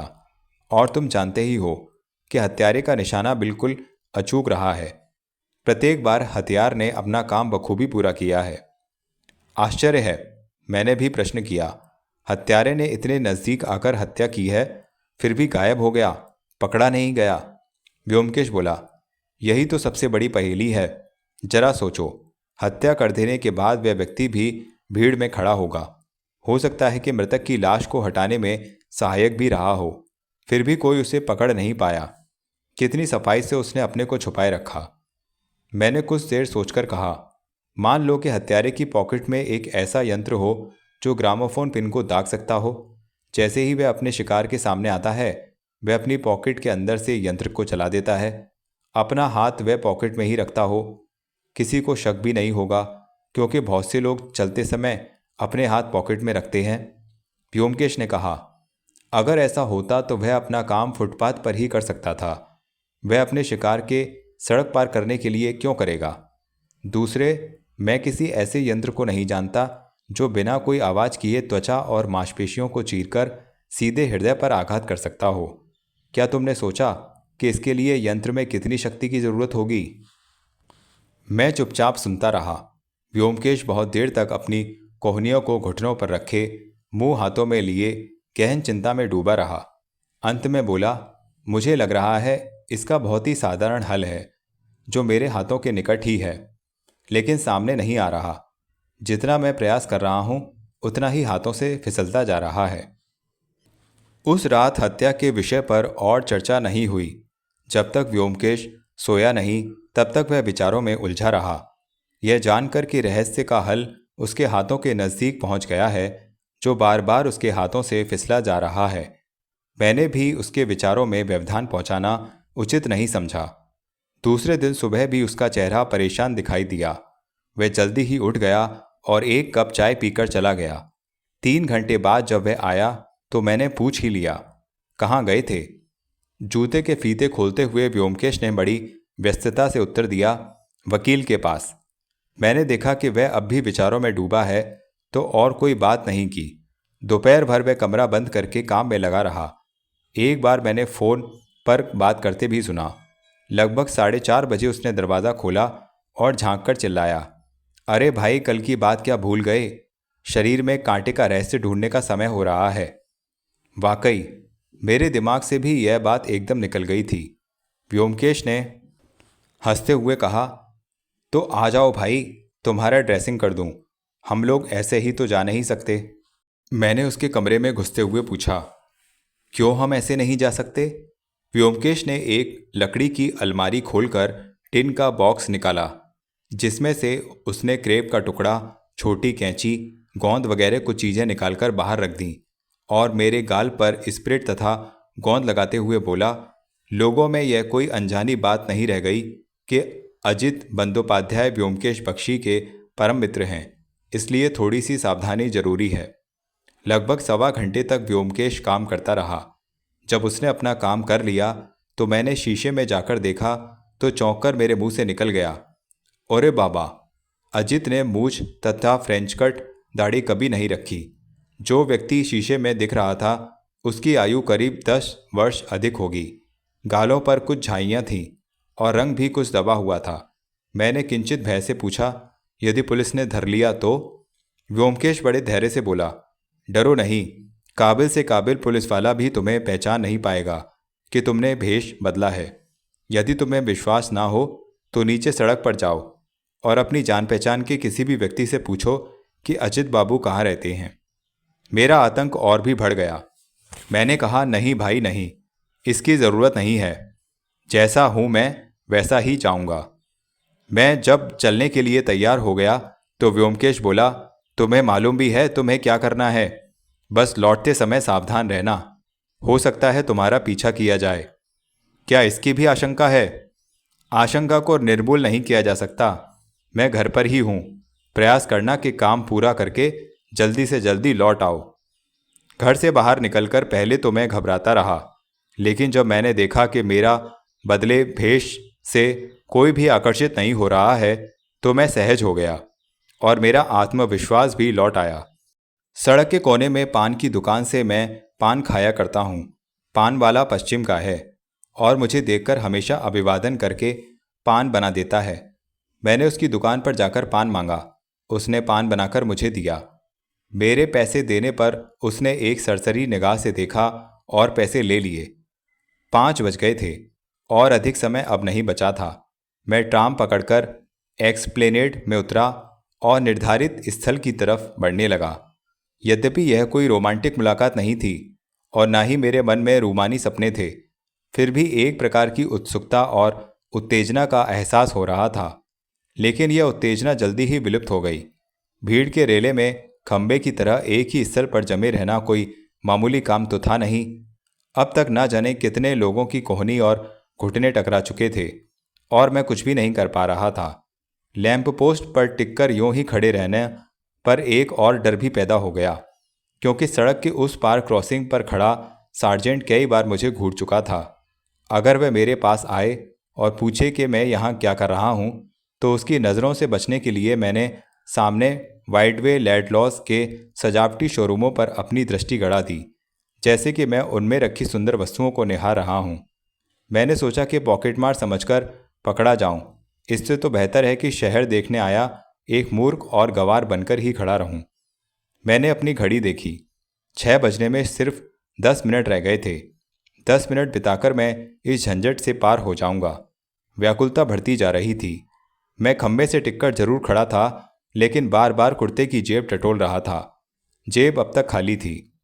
आखिरकार 6 बजे और मैंने आहिस्ता से लैंप पोस्ट से अपना कंधा हटाया। एक बार और जेब टटोली पर निराशा ही हाथ लगी। निराशा के साथ साथ मन में खुशी भी हुई। अंततः मुझे एक उदाहरण मिला था जिसके आधार पर मैं व्योमकेश को चिढ़ा सकूंगा कि उसके सभी अनुमान सही नहीं होते। मन ही मन प्रसन्न होते हुए मैंने एक्सप्लेनेड डिपो की तरफ कदम बढ़ाए ही थे कि फोटो चाहिए बाबू, शब्दों ने मुझे चौंका दिया। मैंने मुड़कर देखा, लुंगी पहने एक नौजवान हाथ में एक लिफाफा लिए मेरी ओर देख रहा है। दुविधा से मैंने हाथ में लिफाफा ले लिया और लेने के बाद जैसे ही उसमें से अश्लील फोटो निकलकर जमीन में बिखरी, मैं घबरा गया। मैं जानता था कि कलकत्ता की सड़कों पर यह धंधा चलता है। मैंने अपने हाथ को उसकी ओर बढ़ाते हुए घृणा से इनकार कर दिया, लेकिन इससे पूर्व ही वह आदमी गायब हो गया। मैंने दाएं बाएं चारों ओर देखा, पर वह लुंगी वाला युवक कहीं भी दिखाई नहीं दिया। मैं हैरानी में खड़ा हुआ था। समझ में नहीं आ रहा था कि क्या करूं। एकाएक एक दबी हुई स्थिर आवाज ने मेरे विचारों को भंग कर दिया। मेरे बगल में एक उम्र वाला अंग्रेज व्यक्ति खड़ा था। मुझे न देखकर वह सामने की ओर देख रहा था और शुद्ध बंगला में एक जानी पहचानी आवाज में बोल रहा था, मैं देख रहा हूं तुम्हें पत्र मिल गया है, इसलिए अब घर जाओ, सीधे वहीं बल्कि घूमकर जाओ। ट्रॉम से पहले बऊ बाजार जाओ, वहां उतरकर हावड़ा क्रॉसिंग तक बस लो, फिर टैक्सी से घर। इतने में हमारे सामने सर्कुलर रोड जाने वाली ट्रॉम आकर रुकी। वह व्यक्ति उछलकर उसमें चढ़ गया। आधे कलकत्ता का चक्कर लगाने के बाद जब मैं थका हारा घर पहुंचा तो देखा कि व्योमकेश आराम कुर्सी पर पैर फैलाए चरुट पी रहा है। मैंने कुर्सी खींचकर बैठते हुए पूछा, तो साहेब अब आप कब लौटे? व्योमकेश ने धुआं उड़ाते हुए कहा, करीब 20 मिनट हुए। मैंने कहा, तुमने मेरा पीछा क्यों किया? इसलिए कि मैं कुछ ही मिनटों के लिए चूक गया था। जब तुम लैंप पोस्ट पर कंधा टिकाकर खड़े थे, उस समय मैं लैडेला के अंदर रेशमी मोजे देख रहा था और कांच की पारदर्शी दीवारों से तुम पर नज़र रखे हुए था। उस समय शरीर में कांटे का सरगना तुम्हें देखकर हिम्मत बंधा रहा था। उसका भी कारण था, क्योंकि तुम हड़बड़ी में बार बार पॉकेट देख रहे थे, इसलिए वह रुक रुक कर चांस ले रहा था। मुझे स्टोर से बाहर आने में कुछ ही मिनट लगे होंगे, लेकिन तब तक तुम वहां से हट गए थे और पत्रवाहक को तुम्हें लिफाफा देने का पर्याप्त समय मिल गया। जब तुम कुछ दूरी पर कुछ मुझे मिले तो तुम हाथ में लिफाफा लिए भौचक्के खड़े हुए थे। तुम्हें वह लिफाफा कैसे मिला? जब मैंने लिफाफा पाने का वृत्तांत सुनाया तो व्योमकेश ने कहा, तुमने ठीक से उस आदमी को देखा? क्या तुम उसका चेहरा याद कर सकते हो? मैंने कुछ देर सोचकर कहा, नहीं, बस इतना ही याद है कि उसके नाक के पास एक बड़ा मस्सा था। व्योमकेश बड़े निराश होकर सिर हिलाते हुए बोला, वह तो जाली था, असल नहीं, ठीक वैसे जैसे तुम्हारी दाढ़ी और मूंछ हैं। जो भी है लाओ देखूं तो सही वह पत्र क्या है। तुम तब तक यह मेकअप उतार आओ। जब मैं अपना भेष उतारकर वापस आया तो देखा व्योमकेश का व्यवहार एकदम बदला हुआ है। वह उत्तेजना में दोनों हाथ पीछे किए तेज कदमों से चहलकदमी कर रहा था। उसके चेहरे पर एक चमक थी। मेरा हृदय उम्मीद में धड़कने लगा। मैंने उत्सुकता में पूछा, क्या है उस पत्र में? क्या तुमने कुछ पा लिया है? एक नियंत्रित उल्लास से व्योमकेश ने मेरी पीठ ठोकते हुए कहा, अजीत, एक बात बताओ, क्या तुमने हावड़ा ब्रिज को तब देखा है जब वह जहाज के आने पर खुलता है? मेरा मस्तिष्क भी ठीक वैसा था। दो छोर दो तरफ से आकर मिलते हैं, लेकिन एक छोटा संकरा भाग खाली रह जाता है छोटे से पुल के लिए। आज वह भाग भर गया है। यह कैसे हुआ? आखिर उस पत्र में क्या है? व्योमकेश ने वह कागज मेरे हाथों में पकड़ा दिया। मैंने तब भी देखा था कि लिफाफे में उन अश्लील चित्रों के अलावा भी एक कागज है, लेकिन मैं उसे पढ़ नहीं पाया था। अब पढ़ रहा हूँ। बड़े अक्षरों में स्पष्ट रूप से लिखा गया था, तुम्हारे शरीर का कांटा कौन है, उसका नाम और पता क्या है। तुम जो चाहते हो उसे एक कागज पर स्पष्ट अक्षरों में लिख दो, कुछ भी ना छुपाओ। अपना नाम लिखने की ज़रूरत नहीं है। कागज़ को लिफाफे में सीलबंद करके रविवार 10 मार्च की आधी रात को खिदिरपुर रेस कोर्स पहुँचो और रेस कोर्स से सटी सड़क पर पश्चिम की ओर चलना शुरू करो।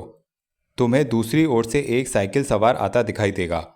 तुम्हारी पहचान के लिए उसने धूप का चश्मा पहना होगा। जैसे ही तुम उसे देखो, अपने हाथ में लिफाफे को दिखाते हुए आगे बढ़ जाओ।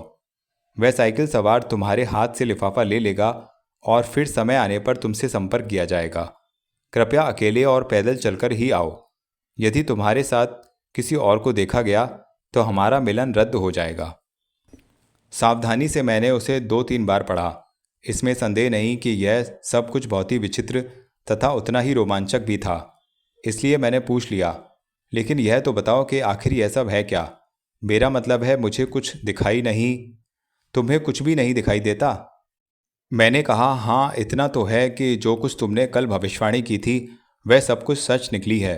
यह भी दिखाई देता है कि उस व्यक्ति को अपनी पहचान छिपाने में उसकी कोई मंशा रही होगी। लेकिन इसके बाद क्या है? व्योमकेश बोला, अब सूरदास जी को कैसे दिखाया जाए? जो स्पष्ट दिखाई दे रहा है वह तुम्हें दिखाई नहीं दे रहा। एकाएक व्योमकेश रुक गया। सीढ़ियों पर किसी के चढ़ने की आवाज़ थी। एक क्षण सुनता रहा, फिर बोला, आशु बाबू हैं, उन्हें कुछ बताने की ज़रूरत नहीं है। उसने वह कागज़ मेरे हाथों से लिया और अपनी पॉकेट में रख लिया। जब आशु बाबू अंदर आए तब उनकी शक्ल देखने लायक थी। मैं सोच भी नहीं सकता था कि एक ही दिन में उनका चेहरा यूं बदल जाएगा। उनके कपड़े अस्त व्यस्त थे, बाल उलझे हुए, गालों में गड्ढे दिखाई दे रहे थे, आंखों के चारों ओर काले स्याह गोले। ऐसा प्रतीत होता था कि किसी गहरे आघात से उन्हें सिर से पांव तक हिला दिया है। कल जब वे लगभग मौत से बचकर आए थे तब भी मैंने उनको इतना हैरान परेशान नहीं देखा था। उन्होंने अपने आप को सामने की कुर्सी पर लगभग फेंकते हुए कहा, बुरी खबर है व्योमकेश बाबू, मेरे वकील विलास मल्लिक लापता हो गए हैं। सहानुभूति दिखाते हुए गंभीर स्वर में व्योमकेश बोला, मुझे मालूम था। आपको शायद यह पता चल गया होगा कि जोड़ा साकों का आपका मित्र भी उसके साथ मारा गया है। आशु बाबू अवाक होकर उसे देखते रह गए। कुछ क्षण बाद बोले, तुम्हें मालूम है ये सब कुछ? सब कुछ, व्योमकेश शांत स्वर में बोला। मैं कल जोड़ा साको गया था। वहाँ मैंने विलास मल्लिक को भी देखा। काफ़ी दिनों से विलास बाबू और उस घर में रहने वाली महिला आपके विरुद्ध साजिश में लगे हुए थे, और जाहिर है कि आपको इसकी जानकारी नहीं थी। आपकी वसीयत लिखने के बाद विलास बाबू आपके वारिस से मिलने गए थे। आरंभ में तो शायद यह उनकी केवल उत्सुकता रही हो, पर बाद में आप समझ ही सकते हैं। वे दोनों इन तमाम वर्षों में सही अवसर की प्रतीक्षा कर रहे थे। आशु बाबू, आपको हिम्मत नहीं हारनी चाहिए। अब आप बहुत अच्छे हैं। एक दगाबाज औरत और धोखेबाज वकील के चंगुल से बिल्कुल स्वतंत्र हो गए हैं। आपके जीवन को अब कोई खतरा नहीं है। अब आप सड़क के बीचों बीच निर्भय होकर चल सकते हैं। आशु बाबू ने चिंतित निगाहों से व्योमकेश को देखा और पूछा, मतलब स्पष्ट है। जिस संशय से आप घिरे रहते थे और बताने की हिम्मत नहीं जुटा पाते थे, वह एक सच्चाई थी। उन दोनों ने आपकी हत्या का षड्यंत्र रचा था, लेकिन अपने हाथों से नहीं। इस शहर में एक आदमी रहता है, कोई नहीं जानता वह कौन है या कैसा लगता है, लेकिन उसके जालिम हथियार ने अब तक बड़ी खामोशी से 5 सीधे साधे मासूम लोगों का इस पृथ्वी से सफाया कर दिया है। यदि आपका भाग्य साथ न देता तो आप भी उन्हीं के कदमों पर चलकर अपनी जान खो देते। कई मिनटों तक आशु बाबू अपने हाथों में मुंह छुपाए बैठे रहे। अंत में उन्होंने एक उदास निश्वास छोड़ा और बोलना शुरू किया, मैं इस बुढ़ापे में अपने पापों की सजा भोग रहा हूँ, इसलिए मैं किसी और को दोषी नहीं ठहरा सकता। 38 बरस तक मेरे चरित्र पर कोई दाग नहीं था, लेकिन फिर एकाएक मेरा पैर फिसल गया। अतिशय सुंदरी को देखकर मेरा माथा घूम गया। शादी से मेरा शुरू से ही लगाव नहीं रहा, लेकिन एकाएक मैं उससे विवाह करने के लिए पागल हो गया। अंत में एक दिन मुझे पता चला कि वह एक नाचने वाली की बेटी है, इसलिए शादी तो नहीं हो सकती थी, पर मैं उसे छोड़ना भी नहीं चाहता था। मैं उसे ले आया और उसके लिए किराए पर मकान ले लिया। उसके बाद आज तक यानी 12 वर्षों से मैं उसकी देखभाल पत्नी के रूप में करता रहा हूँ। आप यह जानी गए हैं कि मैंने अपनी सारी संपत्ति उसके नाम लिख दी और इस भ्रम में रहा कि वह भी मुझे पति की तरह उतना ही प्यार करती है। मुझे कभी कोई संदेह नहीं हुआ। मैं इस सच्चाई को नहीं समझ पाया कि पाप से जन्मी स्त्री में निष्ठा और वफादारी संभव ही नहीं है। जो भी हो, बुढ़ापे में मिले इस सबक का लाभ मैं अब दूसरे जन्म में ही ले पाऊंगा। एक अंतराल के बाद उनकी टूटती आवाज़ में पूछा, ये दोनों क्या आपको मालूम है कि कहाँ गए हैं? व्योमकेश ने कहा, नहीं, और इस जानकारी का कोई लाभ भी नहीं है। आप उन दोनों के पीछे उस रास्ते पर जा भी नहीं सकते जहाँ उनका भाग्य उन्हें खींचे ले जा रहा है। आशु बाबू, आपका ये सामाजिक उल्लंघन हो सकता है, समाज की दृष्टि में निंदनीय माना जा सकता है, किंतु विश्वास कीजिए, मेरी दृष्टि में आप हमेशा सम्मानित रहेंगे। आपका हृदय कीचड़ और दलदल से निकलकर सही स्थान पर आ गया है। आपने अपनी ईमानदारी पुनः प्राप्त कर ली है और यही योग्यता तारीफ के लायक है। फिलहाल आपको गहन आघात पहुंचा है, और वह कौन होगा जो इतना बड़ा धोखा झेलकर मायूस न होगा। लेकिन धीरे धीरे आप समझ जाएंगे कि इससे बढ़िया भाग्य आपको नहीं मिल पाता। भावनाओं में डूबी आवाज में आशु बाबू बोले, व्योमकेश बाबू, आयु में आप मुझसे छोटे हैं, पर जो दिलासा और भरोसा आपने मुझे दिया है वह मेरी उम्मीदों से कहीं ऊपर है। अपने पाप की सज़ा जब कोई भोगता है तो कोई भी उससे सहानुभूति नहीं दर्शाता, इसलिए पछतावा इतना कठिन माना जाता है। आपकी सहानुभूति और दया ने मेरे कंधों का आधा बोझ हल्का कर दिया है। इससे अधिक मैं क्या कहूँ। मैं जीवन भर आपके इस कर्ज से दबा रहूँगा। आशु बाबू के चले जाने के बाद उनकी दुख भरी कहानी ने पूरी शाम मुझे बोझिल बनाए रखा।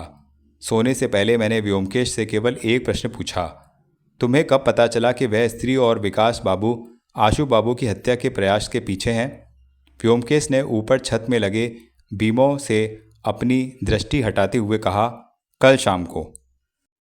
तब तुमने उसे भागने से पहले पकड़ा क्यों नहीं? वह सब व्यर्थ ही जाता, क्योंकि उनका अपराध किसी भी अदालत में साबित नहीं किया जा सकता था। लेकिन उन्हें पकड़ने से ग्रामोफोन पिन रहस्य के हत्यारे का तो पता लग सकता था। व्योमकेश ने अपनी मुस्कान दबाते हुए कहा, यदि यह संभव होता तो मैं निजी तौर पर उन्हें भाग जाने में सहायता नहीं करता। तो क्या तुमने उन्हें भागने में मदद की है? हाँ, चूंकि आशु बाबू उनके शिकार होने से बच गए थे। फिर वे दोनों तो भागने की योजना बना ही चुके थे। मैं आज सुबह विलास बाबू के घर गया था और बातों ही बातों में मैंने उन्हें बता दिया कि मैं पहले ही बहुत कुछ जान चुका हूँ। यदि वे तुरंत नहीं भाग जाते हैं तो उन्हें जेल जाना पड़ सकता है। विलास बाबू बुद्धिमान व्यक्ति हैं। उन्होंने देर नहीं की, शाम को ही अपनी साथी के साथ ट्रेन पकड़ ली। लेकिन उनके भागने से तुम्हें क्या फायदा हुआ? व्योमकेश जोर की अंगड़ाई लेते हुए बोला, अधिक लाभ तो नहीं हुआ, अलबत्ता उनकी निकृष्ट योजना के चक्र से मैंने एक छोटा तार जरूर घुसा दिया है। विलास बाबू खाली हाथ तो जाने वाले हैं नहीं, वे अपने साथ अपने सभी मुवक्किलों का पैसा भी ले गए हैं। अब तक मैं समझता हूँ पुलिस ने उन्हें बर्दवान में पकड़ लिया होगा, क्योंकि पुलिस को इसकी पूर्व सूचना थी। जो भी हो, वह कम से कम 2 साल की जेल से तो नहीं बच सकते। उनकी यही सज़ा तो उम्र कैद होनी चाहिए, लेकिन वर्तमान परिस्थितियों में यह संभव नहीं है, तो कम से कम 2 वर्ष की कैद कुछ नहीं से तो कुछ अच्छा ही है। दूसरे दिन प्रातः हमारे यहाँ एक अजनबी का आगमन हुआ। मैंने चाय पीकर अखबार खोला ही था कि दरवाजे पर दस्तक सुनाई दी। व्योमकेश ने सजग होकर देखा और जोर से बोला, कौन है? कृपया अंदर आ जाएं। शालीन वस्त्रों में एक 30-32 साल के युवक ने प्रवेश किया। उसका चेहरा दाढ़ी मूछ से साफ था और जिस अंदाज से वह अंदर आया था उससे लगता था कि वह एथलीट है। मुस्कुराते हुए उसने अभिवादन किया और बोला, आशा है सुबह सुबह आने से आपको कोई असुविधा नहीं होगी। मेरा नाम प्रफुल्ल रॉय है और मैं बीमा एजेंट हूँ। और कुर्सी पर बैठकर जोर से हंस दिया। कुछ लोग ऐसे होते हैं जो शांत रहने पर प्रियदर्शी लगते हैं, किंतु हंसते ही उनका चेहरा विकृत हो जाता है। प्रफुल्ल रॉय उन्हीं लोगों में से एक था। वह शायद पान का शौकीन था, क्योंकि हंसते ही उसके दांतों में कत्थे की लाली दिखाई दे गई। मैं यही सोच रहा था कि एक अच्छा खासा चेहरा कैसे इतना विकृत किया जा सकता है। मैं बीमा एजेंट जरूर हूं, पर मेरे आने का कारण दूसरा है। आजकल यद्यपि हम लोगों के जाने से हमारे अपने ही मित्र संबंधी दरवाज़ा बंद कर लेते हैं, मैं उनको दोष भी नहीं देता, किंतु विश्वास कीजिए, मैं इस समय बीमा एजेंट बनकर नहीं आया हूँ। मैं समझता हूँ प्रसिद्ध डिटेक्टिव व्योमकेश बाबू हैं, और मैं आपके पास एक निजी मामले में राय लेने के लिए आया हूँ श्रीमान, यदि आपको कोई आपत्ति ना हो। व्योमकेश के ओठों पर एक उलझन की रेखा उभर आई। वह बोला, लेकिन परामर्श से पूर्व एडवांस वगैरह भी तो होता है जनाब। प्रफुल्ल रॉय ने तुरंत अपने बटुए से 10 रुपये का नोट निकालकर मेज पर रख दिया और बोला, मैं जो आपसे कहना चाहता हूँ वह नितांत निजी तो नहीं है, लेकिन वह कहते कहते रुककर मुझे प्रश्नवाचक दृष्टि से देखने लगा। मैं जैसे ही उठने को हुआ तो व्योमकेश ने सधे शब्दों में कहा, ये मेरे सहयोगी और मित्र हैं, आप जो भी कहना चाहते हैं इनके सामने कह सकते हैं। प्रफुल्ल रॉय बोला, क्यों नहीं, जरूर, चूंकि ये सहयोगी हैं तो मुझे क्या आपत्ति हो सकती है। क्षमा कीजिए, याद आया, अजित बाबू हैं। मैं नहीं जानता था कि आप व्योमकेश बाबू के मित्र भी हैं। आप कितने भाग्यशाली हैं, इतने प्रसिद्ध डिटेक्टिव के साथ काम करते हैं, इतने विचित्र मामलों और अपराधों को सुलझाने में सहायता करते हैं। आपके जीवन में तो शायद ही कभी नीरस क्षण आता हो। मैं कभी कभी सोचता हूँ कि बीमा एजेंट का निरर्थक जीवन त्याग कर आप जैसा ही कोई काम शुरू करूँ। उसने जेब से पान की डिबिया निकालकर एक पान मुंह में दबा लिया। व्योमकेश इस सारे वृतांत से व्याकुल हो रहा था। उसने परेशान होते हुए कहा, मैं समझता हूं कि आप अब अपना केस बताएं, जिस पर आप मेरा परामर्श चाहते हैं। प्रफुल्ल रॉय ने तुरंत उत्तर देते हुए कहा, सर, मैं उसी पर आ रहा हूं। जैसा कि मैंने बताया कि मैं बीमा एजेंट हूं और बम्बई की कंपनी ज्वेल इंश्योरेंस का काम करता हूं। मैंने कंपनी को 10 से 12 लाख रुपए का फ़ायदा पहुंचाया। इसके पुरस्कार स्वरूप कंपनी ने मुझे कलकत्ता में अपने कार्यालय के अध्यक्ष के रूप में भेजा है। पिछले 8 महीनों से इस शहर में स्थायी रूप से रह रहा हूँ। कुछ महीने तो मेरे कामकाज में अच्छे बीते, फिर एकाएक समस्या पैदा हो गई। मैं किसी का नाम नहीं लेना चाहता, लेकिन प्रतियोगी कंपनी का एक कर्मचारी इसके लिए जिम्मेदार है। मैं कंपनी के छोटे मोटे कमीशन के मामले नहीं देखता, मैं केवल बड़े कमीशन के अकाउंट देखता हूँ। अब हुआ यूँ कि इस व्यक्ति ने मेरे बड़े ग्राहकों को चुराना शुरू कर दिया। जहाँ भी मैं जाता, उसके बाद यह व्यक्ति जाकर मेरी कंपनी के बारे में झूठी शिकायतें करके मेरे ग्राहकों को मेरे हाथों से छीन लेता। धीरे धीरे बड़े कमीशनों की बीमा पॉलिसी मेरे हाथों से जाने लगी। इस तरह 4-5 महीने और बीत गए। मुझे ऊपर से काम बढ़ाने के लिए दबाव आने लगा, लेकिन इस व्यक्ति से छुटकारे का कोई उपाय नहीं सूझा। यदि मैं कानून का सहारा लेकर उस पर मुकदमा करता तो मेरी कंपनी की छवि खराब होती, पर मुझे किसी भी तरह खून पीने वाली इस जोंक को उखाड़ फेंकना है। कुछ महीने इसी उधेड़बुन में बीत गए। फिर चुपके से प्रफुल्ल रॉय ने अपने बटुए से 2 चिट निकाली और छोटी चिट को व्योमकेश की ओर बढ़ाते हुए बोला, लगभग 2 सप्ताह पहले इस विज्ञापन ने मेरा ध्यान आकृष्ट किया। आपने शायद ना देखा हो, और आप देखते भी क्यों, लेकिन सर, है तो यह एक छोटा सा वर्गीकृत विज्ञापन, पर इसे पढ़ते ही मैं खुशी से उछल पड़ा। क्या मेरा केस भी शरीर में कांटे जैसा ही है? मैंने सोचा, देखूं मेरे शरीर का कांटा भी यदि निकाल सके। मैं जिस परेशानी में फंसा हूं, उसमें तो कोई मुझे जादुई ताबीज पहनने को भी कहता तो मैं पहन लेता। मैंने गर्दन तिरछी करके देखा, वह उसी शरीर में कांटे के विज्ञापन की क्लिपिंग थी। प्रफुल्ल रॉय बोलता गया, क्या आपने पढ़ा है ना विचित्र? जो भी हो, निर्धारित दिन यानी पिछले सप्ताह शनिवार में गया और क्रिसमस ट्री की तरह उस लैंप पोस्ट से टिककर खड़ा रहा। खड़े रहने में क्या दुर्गति हुई।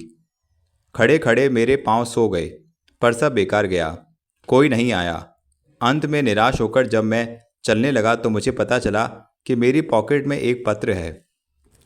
उसने दूसरी चिट व्योमकेश की ओर बढ़ाते हुए कहा, पढ़कर देख लीजिए, यह है वह पत्र। व्योमकेश ने पत्र खोलकर पढ़ना शुरू किया। मैं उठकर व्योमकेश के पीछे कंधों के पास खड़े होकर पढ़ने लगा। वह हूबहू ठीक वैसा ही पत्र था जो मुझे भी मिला था।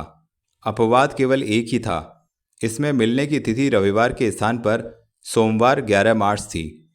प्रफुल्ल रॉय ने हमें पत्र पढ़ने का समय दिया। उसके बाद अपनी बात जारी रखते हुए उसने कहा, पहले तो मुझे पता नहीं कि यह पत्र मेरी पॉकेट में कैसे पहुंचा। फिर इसको पढ़ने के बाद मैं एक अनजाने भय से ग्रस्त हो गया हूं सर।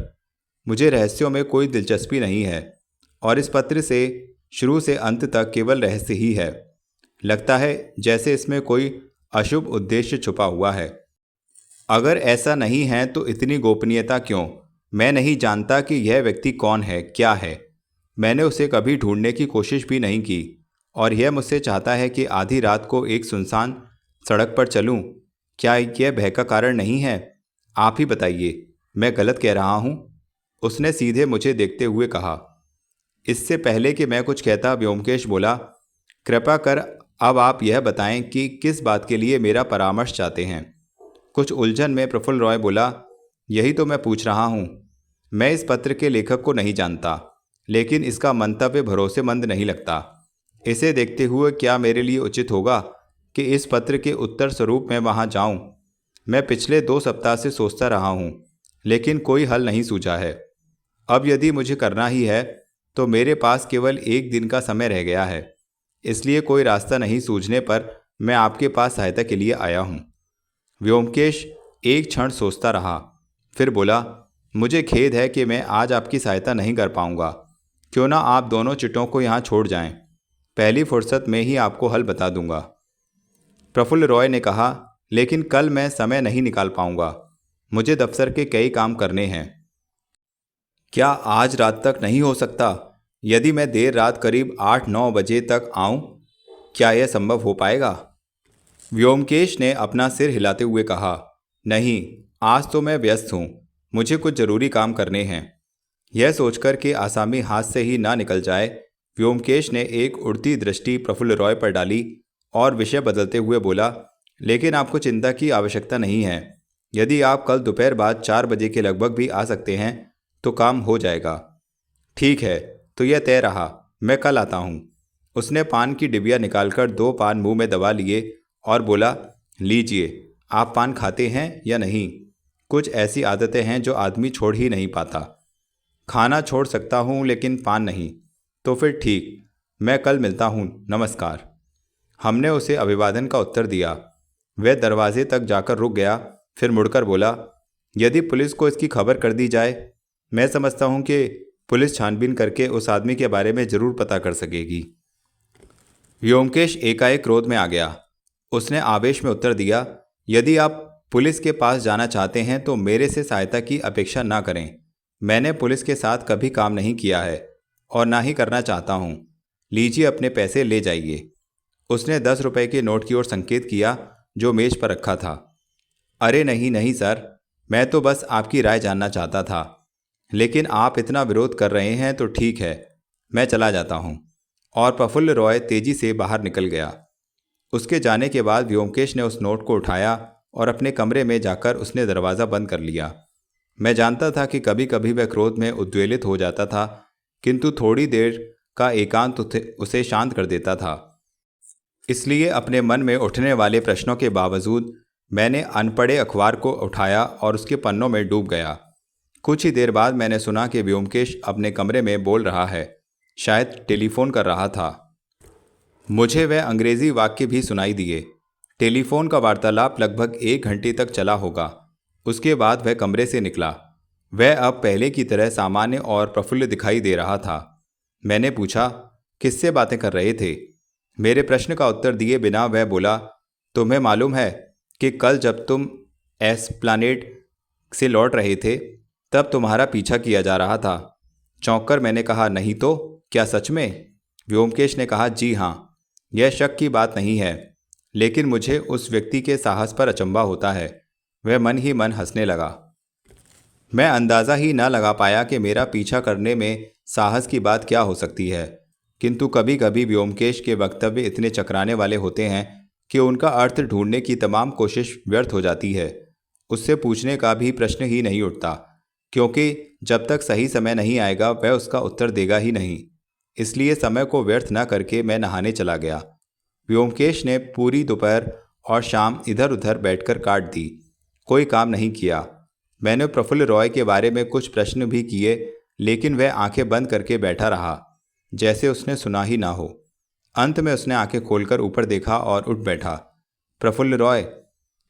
ओ, यह व्यक्ति जो सुबह आया था? नहीं, अभी मैं उसके बारे में कुछ भी नहीं सोच पाया हूँ। रात को खाने के बाद हम लोग सिगरेट पी रहे थे। जैसे ही 10:30 बजे व्योमकेश यह कहते ही उछल पड़ा, जागो, उठो ओ सोने वालों, तैयार होने का समय आ गया है, अन्यथा मिलन की घड़ी बीत जाएगी। मैंने आश्चर्य में पूछा, तुम्हारा मतलब क्या है? व्योमकेश बोला, चलो, हम लोगों को शरीर में कांटे के स्थल पर मिलन का सम्मान करना है, याद है? मैंने कुछ संशय में खड़े होकर कहा, मुझे माफ़ करो, इतनी रात गए मैं वहाँ अकेले नहीं जाना चाहता। तुम चाहो तो खुद चले जाओ। मैं तो जाऊँगा ही, लेकिन तुम्हें भी चलना चाहिए। लेकिन क्या जाना ज़रूरी है? यह ज़रूरत से ज़्यादा दिलचस्पी शरीर में कांटे के मामले में क्यों? इसकी जगह यदि तुमने ग्रामोफोन पिन रहस्य पर थोड़ा भी ध्यान दिया होता तो अब तक कुछ गुत्थियां सुलझ गई होती। शायद तुम सही कह रहे हो, लेकिन इसी बीच एक छोटी सी उत्सुकता पूरी करने में क्या नुकसान है? ग्रामोफोन तो कहीं भागा नहीं जा रहा। दूसरे प्रफुल्ल रॉय कल आएगा, उसके लिए हमें कुछ तो जानकारी चाहिए। लेकिन हम दोनों के जाने से बात नहीं बनती। पत्र में जोर देकर कहा गया है कि केवल एक ही व्यक्ति को आना होगा। मैंने उसका प्रबंध कर लिया है। अब कृपा करके दूसरे कमरे में चलो, समय बीतता जा रहा है। कमरे में जाकर व्योमकेश ने फुर्ती से मेरा मेकअप कर दिया। मैंने सामने दीवार पर लगे शीशे में देखा, मेरी पुरानी मूछ और फ्रेंच कट दाढ़ी लौट आई थी। उसके बाद वह अपने मेकअप में लग गया। उसने अपने चेहरे को नहीं बदला, केवल अलमारी से काला सूट और काले रबड़ सोल वाले जूते निकाले और पहन लिए। फिर उसने मुझे शीशे से 5-6 फीट दूर खड़ा कर दिया और ठीक मेरे पीछे खड़े होकर बोला, क्या तुम शीशे में मुझे देख सकते हो? नहीं। ठीक है, अब आगे चलो। क्या तुम मुझे देख सकते हो? नहीं। तो ठीक है, काम बन गया। अब केवल एक आइटम रह गया। वो क्या है?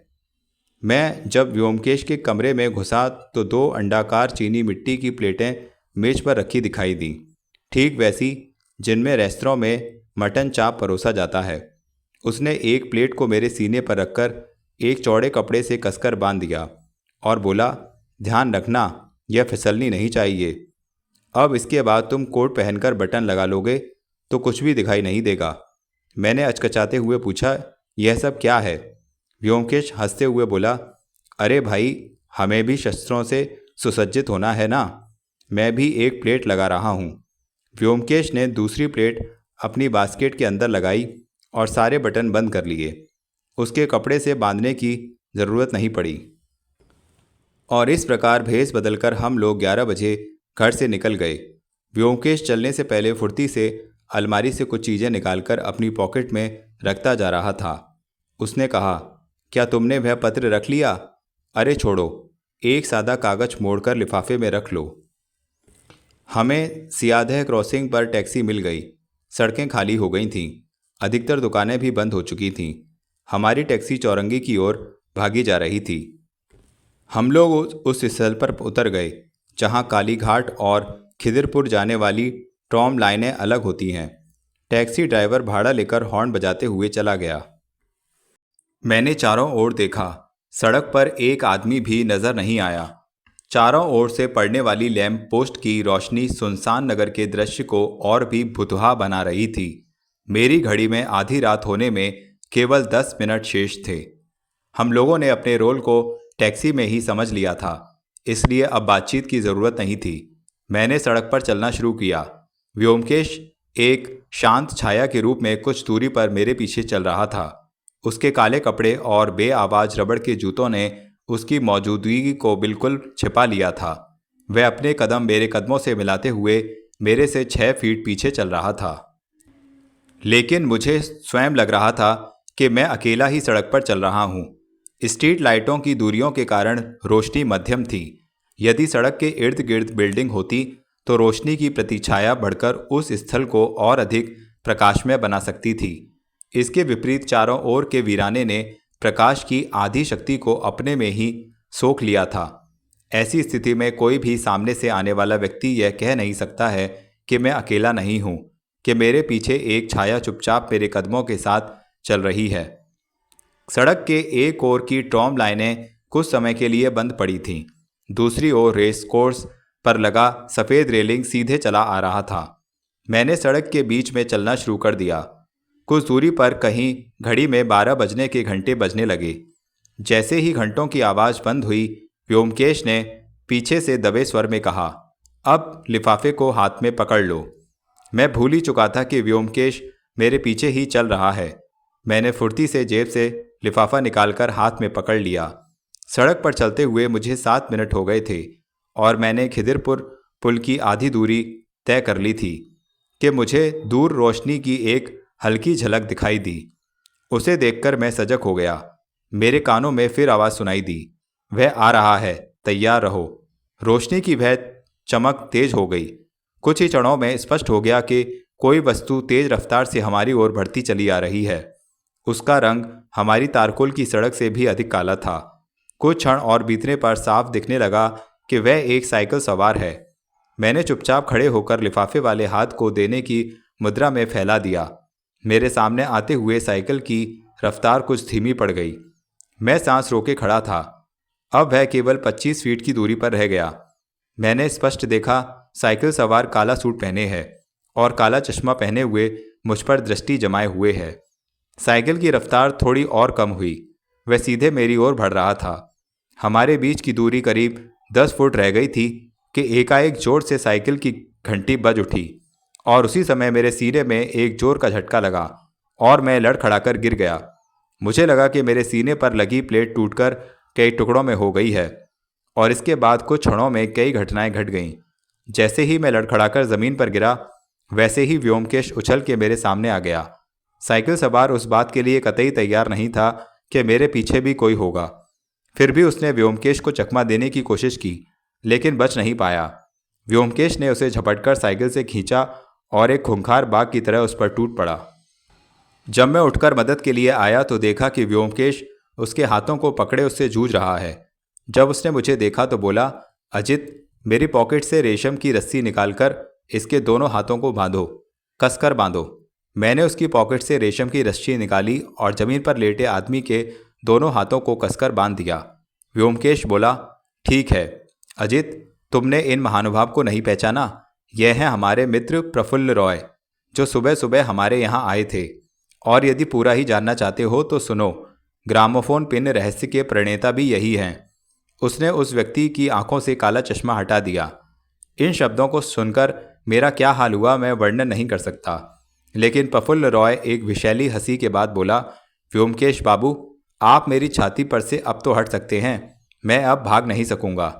व्योमकेश ने कहा, अजित, इसकी दोनों पॉकेट की ठीक से तलाशी लो, उनमें कहीं कोई हथियार ना हो। उसकी एक पॉकेट में आपेरा की ऐनक थी और दूसरे में पान की डिबिया। मैंने डिबिया को खोलकर देखा। उसमें 4 पान रखे हुए थे। व्योमकेश ने जैसे ही उस पर अपनी पकड़ छोड़ी, वह उठा और बैठे ही बैठे व्योमकेश को एकटक देखता रहा। फिर धीमी आवाज़ में बोला, व्योमकेश बाबू, तुमने बाजी मार ली, क्योंकि मैं तुम्हारी तीव्र बुद्धि का सही अनुमान नहीं लगा पाया और यह तुम भी भांप गए। दुश्मन की शक्ति को कभी कम नहीं आंकना चाहिए। यह सबक सीखने में मुझे कुछ विलंब हो गया। इसका लाभ उठाने का अब समय नहीं रहा। उसके चेहरे पर एक हारी हुई मुस्कान तैर गई। व्योमकेश ने अपनी जेब से पुलिस की सीटी निकाली और जोर जोर से बजाई। फिर बोला, अजित, साइकिल को उठाकर एक ओर कर दो और जरा सावधानी से। साइकिल की घंटी को हाथ ना लगाना, वह खतरनाक है। प्रफुल्ल रॉय हंसा। मैं देख रहा हूं कि तुम सभी कुछ जानते हो। गजब की बुद्धि है। मुझे तुम्हारी बुद्धि से ही डर था और इसलिए मैंने आज यह जाल बिछाया था। मैंने सोचा था कि तुम अकेले आओगे और हमारा मिलन निजी होगा, लेकिन तुमने सभी जगह मुझे मात दे दी। मैं अब तक अपने आप को अभिनय का सरताज समझता था, लेकिन तुम तो बहुत ऊंचे कलाकार निकले। आज सुबह ही तुमने मुझे बेनकाम करके मेरा दिमाग खाली कर दिया और मैं उल्टे तुम्हारे जाल में फंस गया। मेरा गला सूख रहा है, क्या मुझे पानी मिलेगा? व्योमकेश ने कहा, पानी यहाँ कहीं नहीं मिलेगा, पुलिस स्टेशन में ही पी सकोगे। प्रफुल्ल रॉय ने थकी हुई मुस्कान के साथ कहा, सच में कितना बेवकूफ़ हूँ मैं, यहाँ पानी कहाँ मिलेगा? वह कुछ देर रुका और पान की डिबिया को लालच भरी निगाहों से देखकर बोला, क्या मैं एक पान खा सकता हूँ? मैं जानता हूँ कि पकड़े गए अपराधी को कौन होगा जो पान खिलाएगा, लेकिन इससे कम से कम मेरी प्यास बुझ जाएगी। व्योमकेश ने एक बार मुझे देखा, फिर डिबिया से 2 पान निकालकर उसके मुंह में रख दिए। पान चबाते हुए प्रफुल्ल रॉय बोला, धन्यवाद, तुम चाहो तो शेष 2 पान खा सकते हो। व्योमकेश ने उसकी बात का कोई जवाब नहीं दिया, क्योंकि वह व्यग्रता से चारों ओर देखकर पुलिस का इंतजार कर रहा था। थोड़ी दूर से मोटरसाइकिल की आवाज़ सुनाई दी। प्रफुल्ल रॉय बोला, पुलिस भी अब आने को है, इसलिए अब तो तुम मुझे जाने ही ना दोगे। व्योमकेश बोला, मैं तुम्हें कैसे जाने दे सकता हूँ? प्रफुल्ल रॉय एक बार पागलों की तरह हंसकर फिर कहा, तो तुमने मुझे पुलिस को सौंपने का निर्णय कर ही लिया है, और नहीं तो क्या? व्योमकेश बाबू, तुम शायद भूल गए कि एक तीव्र बुद्धि का व्यक्ति भी भूल कर सकता है। तुम मुझे पुलिस को सौंप नहीं पाओगे। और लड़खड़ाकर वह जमीन पर गिर पड़ा। इतने में एक मोटरसाइकिल भड़बड़ाते हुए आकर रुक गई। पुलिस की वर्दी में एक अफसर कूदकर आ गया। उसने पूछा, क्या हुआ, मर गया? प्रफुल्ल रॉय ने बड़ी मुश्किल से आंखें खोलीं और बोला, वाह क्या बात है, आप शायद पुलिस चीफ हैं, लेकिन सर आने में देर कर दी, मुझे पकड़ नहीं पाएंगे। व्योमकेश बाबू, अच्छा होता कि आप भी पान खा लेते, हमारी यात्रा साथ साथ होती। अपने पीछे आप जैसा बुद्धिमान व्यक्ति को छोड़ जाऊं, यह मेरे बर्दाश्त के बाहर है। हंसने की नाकाम कोशिश के बाद प्रफुल्ल रॉय ने आंखें बंद कर लीं और चेहरा निष्प्राण हो गया। इसी बीच एक ट्रक लोड पुलिस दल आ पहुंचा और स्वयं कमिश्नर हथकड़ी लेकर आगे बढ़ा। तब वह व्योमकेश मृत व्यक्ति की जांच करके उठ खड़ा हुआ और बोला, हथकड़ी की ज़रूरत नहीं, अपराधी फरार हो गया है। दूसरे दिन व्योमकेश और मैं अपने ड्राइंग रूम में बैठे थे। खिड़की से आती ताज़ी हवा और प्रकाश से कमरे के वातावरण में एक ताजगी थी। व्योमकेश के हाथों में साइकिल की घंटी थी, जिसे वह मनोयोग से देख रहा था। मेज पर एक खुला लिफाफा पड़ा हुआ था। व्योमकेश घंटी के कवर को खोलकर उसके यंत्रों का मुआयना कर रहा था। कुछ देर बाद वह बोला, कमाल का दिमाग था, कोई कल्पना भी नहीं कर सकता कि इतना लाजवाब यंत्र कोई आविष्कार कर पाएगा। यह स्प्रिंग, इसे देख रहे हो, कितना शक्तिशाली पावर, यही असली यंत्र है। कितना छोटा किंतु खतरनाक और जानलेवा। और यह देख रहे हो, यह छोटा सा छेद, यही बंदूक का काम करता है। और यह है घंटी बजाने का ट्रिगर। यह 2 काम करता था, शूट करना और घंटी बजाना, अर्थात उसको घुमाने पर वह छोटा पिन निकलकर अपने निशाने पर लगेगा और साथ साथ घंटी बजेगी। लोग समझेंगे घंटी बजी, पर उधर गोली चली। घंटी की आवाज़ स्प्रिंग की आवाज़ को छुपा लेती थी। याद है, हमने चर्चा भी की थी, एक आवाज़ दूसरी आवाज़ को छुपा सकती है, लेकिन जो दुर्गंध फैलती है वह कैसे छुपेगी? उसी दिन मुझे इस व्यक्ति के प्रखर मस्तिष्क का आभास हो गया था। मैंने पूछा, एक बात बताओ, तुमने यह कैसे अनुमान लगाया कि शरीर में कांटे का सरगना और ग्रामोफोन पिन का हत्यारा एक ही व्यक्ति है? व्योमकेश ने कहा, पहले मैं जान नहीं पाया, लेकिन धीरे धीरे मेरे मस्तिष्क में ये दोनों एक होते गए। देखो, शरीर में कांटे वाला क्या कह रहा है? वह स्पष्ट रूप से कहता है कि यदि आपके सुख और शांति में कोई व्यवधान है तो वह उससे छुटकारा दिला देगा। जाहिर है, इसके बदले में उसे एक मोटी रकम देनी होगी। यद्यपि इस रकम का कहीं जिक्र नहीं किया जाता, किंतु यह भी तय है कि वह यह काम कोई दया पुण्य या परोपकार वश के खाते में नहीं करता। और अब दूसरी ओर देखो, जितने भी लोग मारे गए वे सभी किसी के सुख में कांटा बने हुए थे। मैं मरने वालों के रिश्तेदारों पर उंगली उठाना नहीं चाहता, क्योंकि जिस तथ्य को साबित नहीं किया जा सकता उसका जिक्र भी फिजूल होता है। लेकिन कोई इस बात को नोट किए बिना नहीं रह सकता कि जितने लोगों की हत्या हुई वे निसंतान थे और उनके धन संपत्ति को पाने वाला कुछ कैसा केसों में उनका भतीजा या दामाद था। क्या आशू बाबू और उनकी रखेल स्त्री का किस्सा हमें संकेत नहीं देता कि उन दोनों का दिमाग किस दिशा में काम कर रहा था? तो इससे यह स्पष्ट होता है कि यद्यपि ये दोनों केस शरीर में कांटा और ग्रामोफोन पिन देखने में तो अलग अलग दिखाई देते हैं, पर दोनों एक साथ फिट भी हो जाते हैं। जैसे गुलदस्ते के 2 टुकड़े उसके गोल छेद में थोड़े प्रयास के बाद आसानी से फिट बैठते हैं। एक दूसरी बात, जो शुरू में ही मेरे मस्तिष्क में खटकी थी वह थी पहले के नाम और दूसरे के काम में समानता। एक ओर शरीर में कांटे का वर्गीकृत विज्ञापन और दूसरी ओर कांटे जैसी चीज वस्तु के हृदय में घुसना जिससे मरते लोग, क्या तुम्हें एहसास नहीं होता कि दोनों में कहीं समानता है? मैंने उत्तर दिया, शायद लगा हो, पर मुझे उस समय कुछ सुझाई ही नहीं दिया। व्योमकेश ने व्यग्रता से सिर हिलाते हुए कहा, यह सब कुछ जमा करके एक एक घटाते जाने की प्रक्रिया से बिल्कुल स्पष्ट हो जाता है। इसका एहसास मुझे आशु बाबू का केस लेने के बाद हो गया था। समस्या केवल अपराधी की पहचानने की थी और यहीं आकर प्रफुल्ल रॉय का प्रखर मस्तिष्क सामने आ गया। उसकी चालाकी बेमिसाल थी। जिन लोगों ने हत्या के लिए पैसे दिए वे ये तक नहीं जान पाए कि वह है कौन और यह काम वो कैसे करता है। उसकी तुरुप चाल यही थी कि वह कैसे अपने को पर्दे में छिपाए रखे।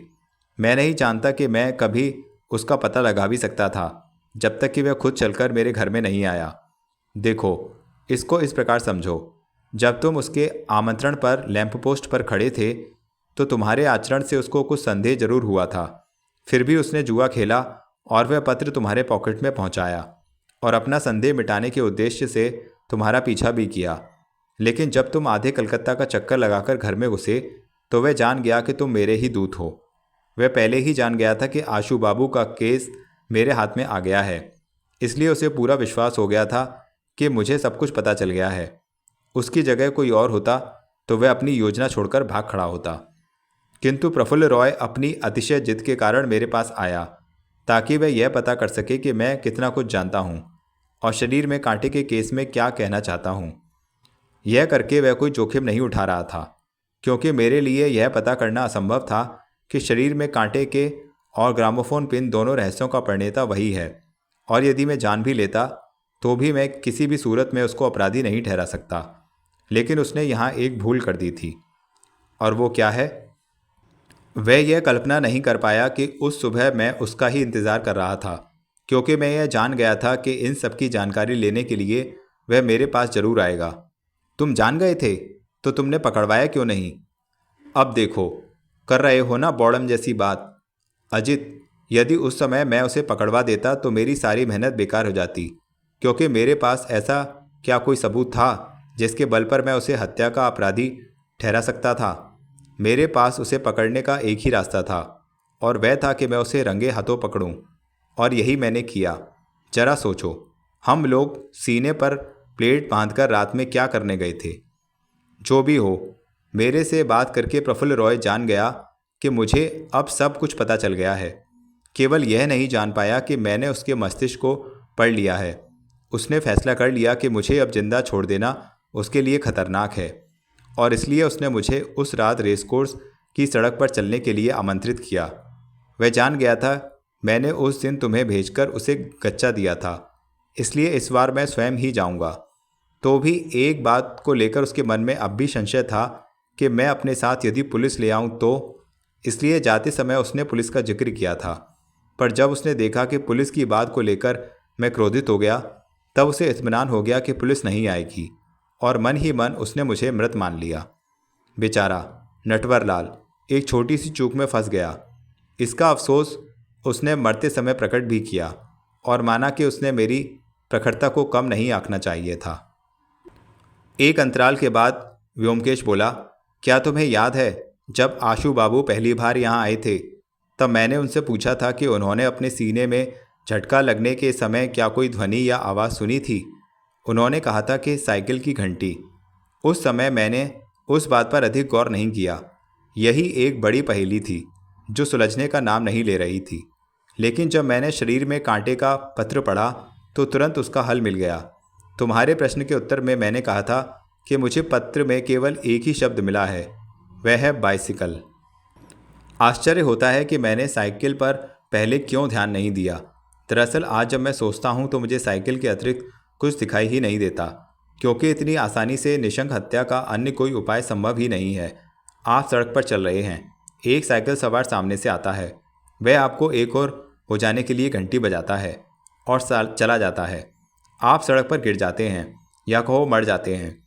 कोई भी व्यक्ति साइकिल सवार पर संदेह नहीं करता, क्योंकि उसके दोनों हाथ हैंडल को पकड़े थे। वह हत्या कैसे कर सकता है? इसलिए दूसरी बार कोई उसे देखता भी नहीं कि वह वहाँ कहाँ गया। केवल एक बार, तुम्हें याद हो, पुलिस ने अपनी चौकसी दिखाई थी। पिछले शिकार केदार नंदी की मृत्यु पुलिस मुख्यालय के सामने लाल बाजार क्रॉसिंग पर हुई थी। जैसे ही वे सड़क पर गिरकर मरे, पुलिस ने सभी ट्रैफिक जाम कर दिया और घटनास्थल पर उपस्थित प्रत्येक व्यक्ति की जांच और तलाशी ली गई, लेकिन पुलिस को कुछ भी नहीं मिला। मैं समझता हूँ प्रफुल्ल रॉय भी वहाँ भीड़ में मौजूद था और उसकी भी तलाशी ली गई। उसने मन ही मन ठहाका भी लगाया होगा, क्योंकि किसी पुलिस सिपाही के दिमाग में साइकिल की घंटी को जांचने का प्रश्न ही नहीं उठा। इतना कहकर व्योमकेश घंटी को हाथ में लेकर बड़े चाव से निहारने लगा। इतने में हवा का एक झोंका आया और मेज पर लिखा लिफाफा उड़कर मेरे पांव के पास गिर गया। मैंने उसे उठाकर मेज पर रखते हुए कहा, तो अब पुलिस कमिश्नर महोदय का क्या कहना है? और बहुत कुछ, व्योमकेश बोला। पहले तो उन्होंने पुलिस और सरकार की ओर से धन्यवाद दिया है और बाद में प्रफुल्ल रॉय की आत्महत्या पर शोक प्रकट किया है। यद्यपि उससे उन्हें तो खुशी ही होनी चाहिए थी, क्योंकि इससे सरकार का सारा श्रम व खर्च बच गया। जरा सोचो, उस पर मुकदमा चलाने और फांसी चढ़ाने में कितना श्रम, शक्ति और खर्चा हो जाता। जो भी हो, एक बात पक्की हो गई कि जल्द ही सरकार की ओर से मुझे पुरस्कार मिल जाएगा। कमिश्नर साहब ने कहा है कि उन्होंने मेरे पिटीशन को तुरंत कार्रवाई करके अनुमोदित करने की सारी व्यवस्था कर ली है। प्रफुल्ल रॉय की लाश की पहचान अब भी नहीं हो पाई है। ज्वेल इंश्योरेंस के कर्मचारियों ने लाश देखकर इनकार कर दिया कि वह व्यक्ति प्रफुल्ल रॉय है। उनका प्रफुल्ल रॉय इस समय काम के सिलसिले में जैसोर गया हुआ है। तो यह स्पष्ट है कि हत्यारा प्रफुल्ल रॉय का नाम प्रयोग में लाता था। उसका वास्तविक नाम क्या है यह अभी पता नहीं चला है। खैर, मेरे लिए तो वह प्रफुल्ल रॉय ही है। और अंत में कमिश्नर ने एक दुख का समाचार दिया है। यह घंटी मुझे पुलिस को दे देनी होगी, क्योंकि अब यह सरकार की संपत्ति हो गई है। मैंने हंसकर कहा, तुम तो मुझे लगता है इस घंटी के दीवाने हो गए हो। तुम देना नहीं चाहते, क्यों, है ना यही बात? व्योमकेश ने भी हंसते हुए कहा, यह सही है। यदि सरकार मुझे 2000 के पुरस्कार के बदले में यह घंटी दे दे तो मुझे खुशी होगी, लेकिन फिर भी मेरे पास प्रफुल्ल रॉय की एक यादगार है। वो क्या है? क्या तुम भूल गए? वह 10 रुपये का नोट। मैं उसे जड़वाऊंगा। वे रुपए मेरे लिए अब 2000 से भी ज़्यादा का है। व्योमकेश ने जाकर घंटी को अपनी अलमारी में रखा और ताला लगा दिया।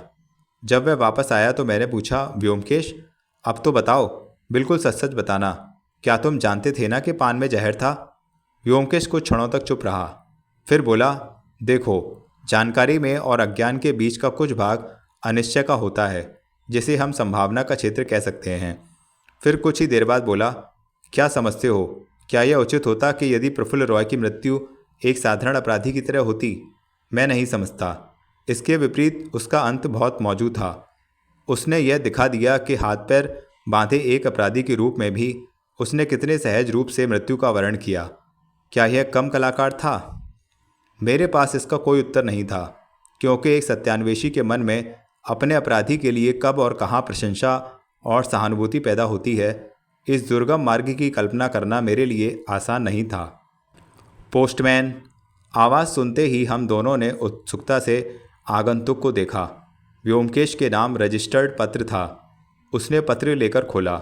उसके हाथ में एक रंगीन शीट दिखाई दी, जिसे उसने मुस्कुराते हुए मेरी ओर बढ़ा दिया।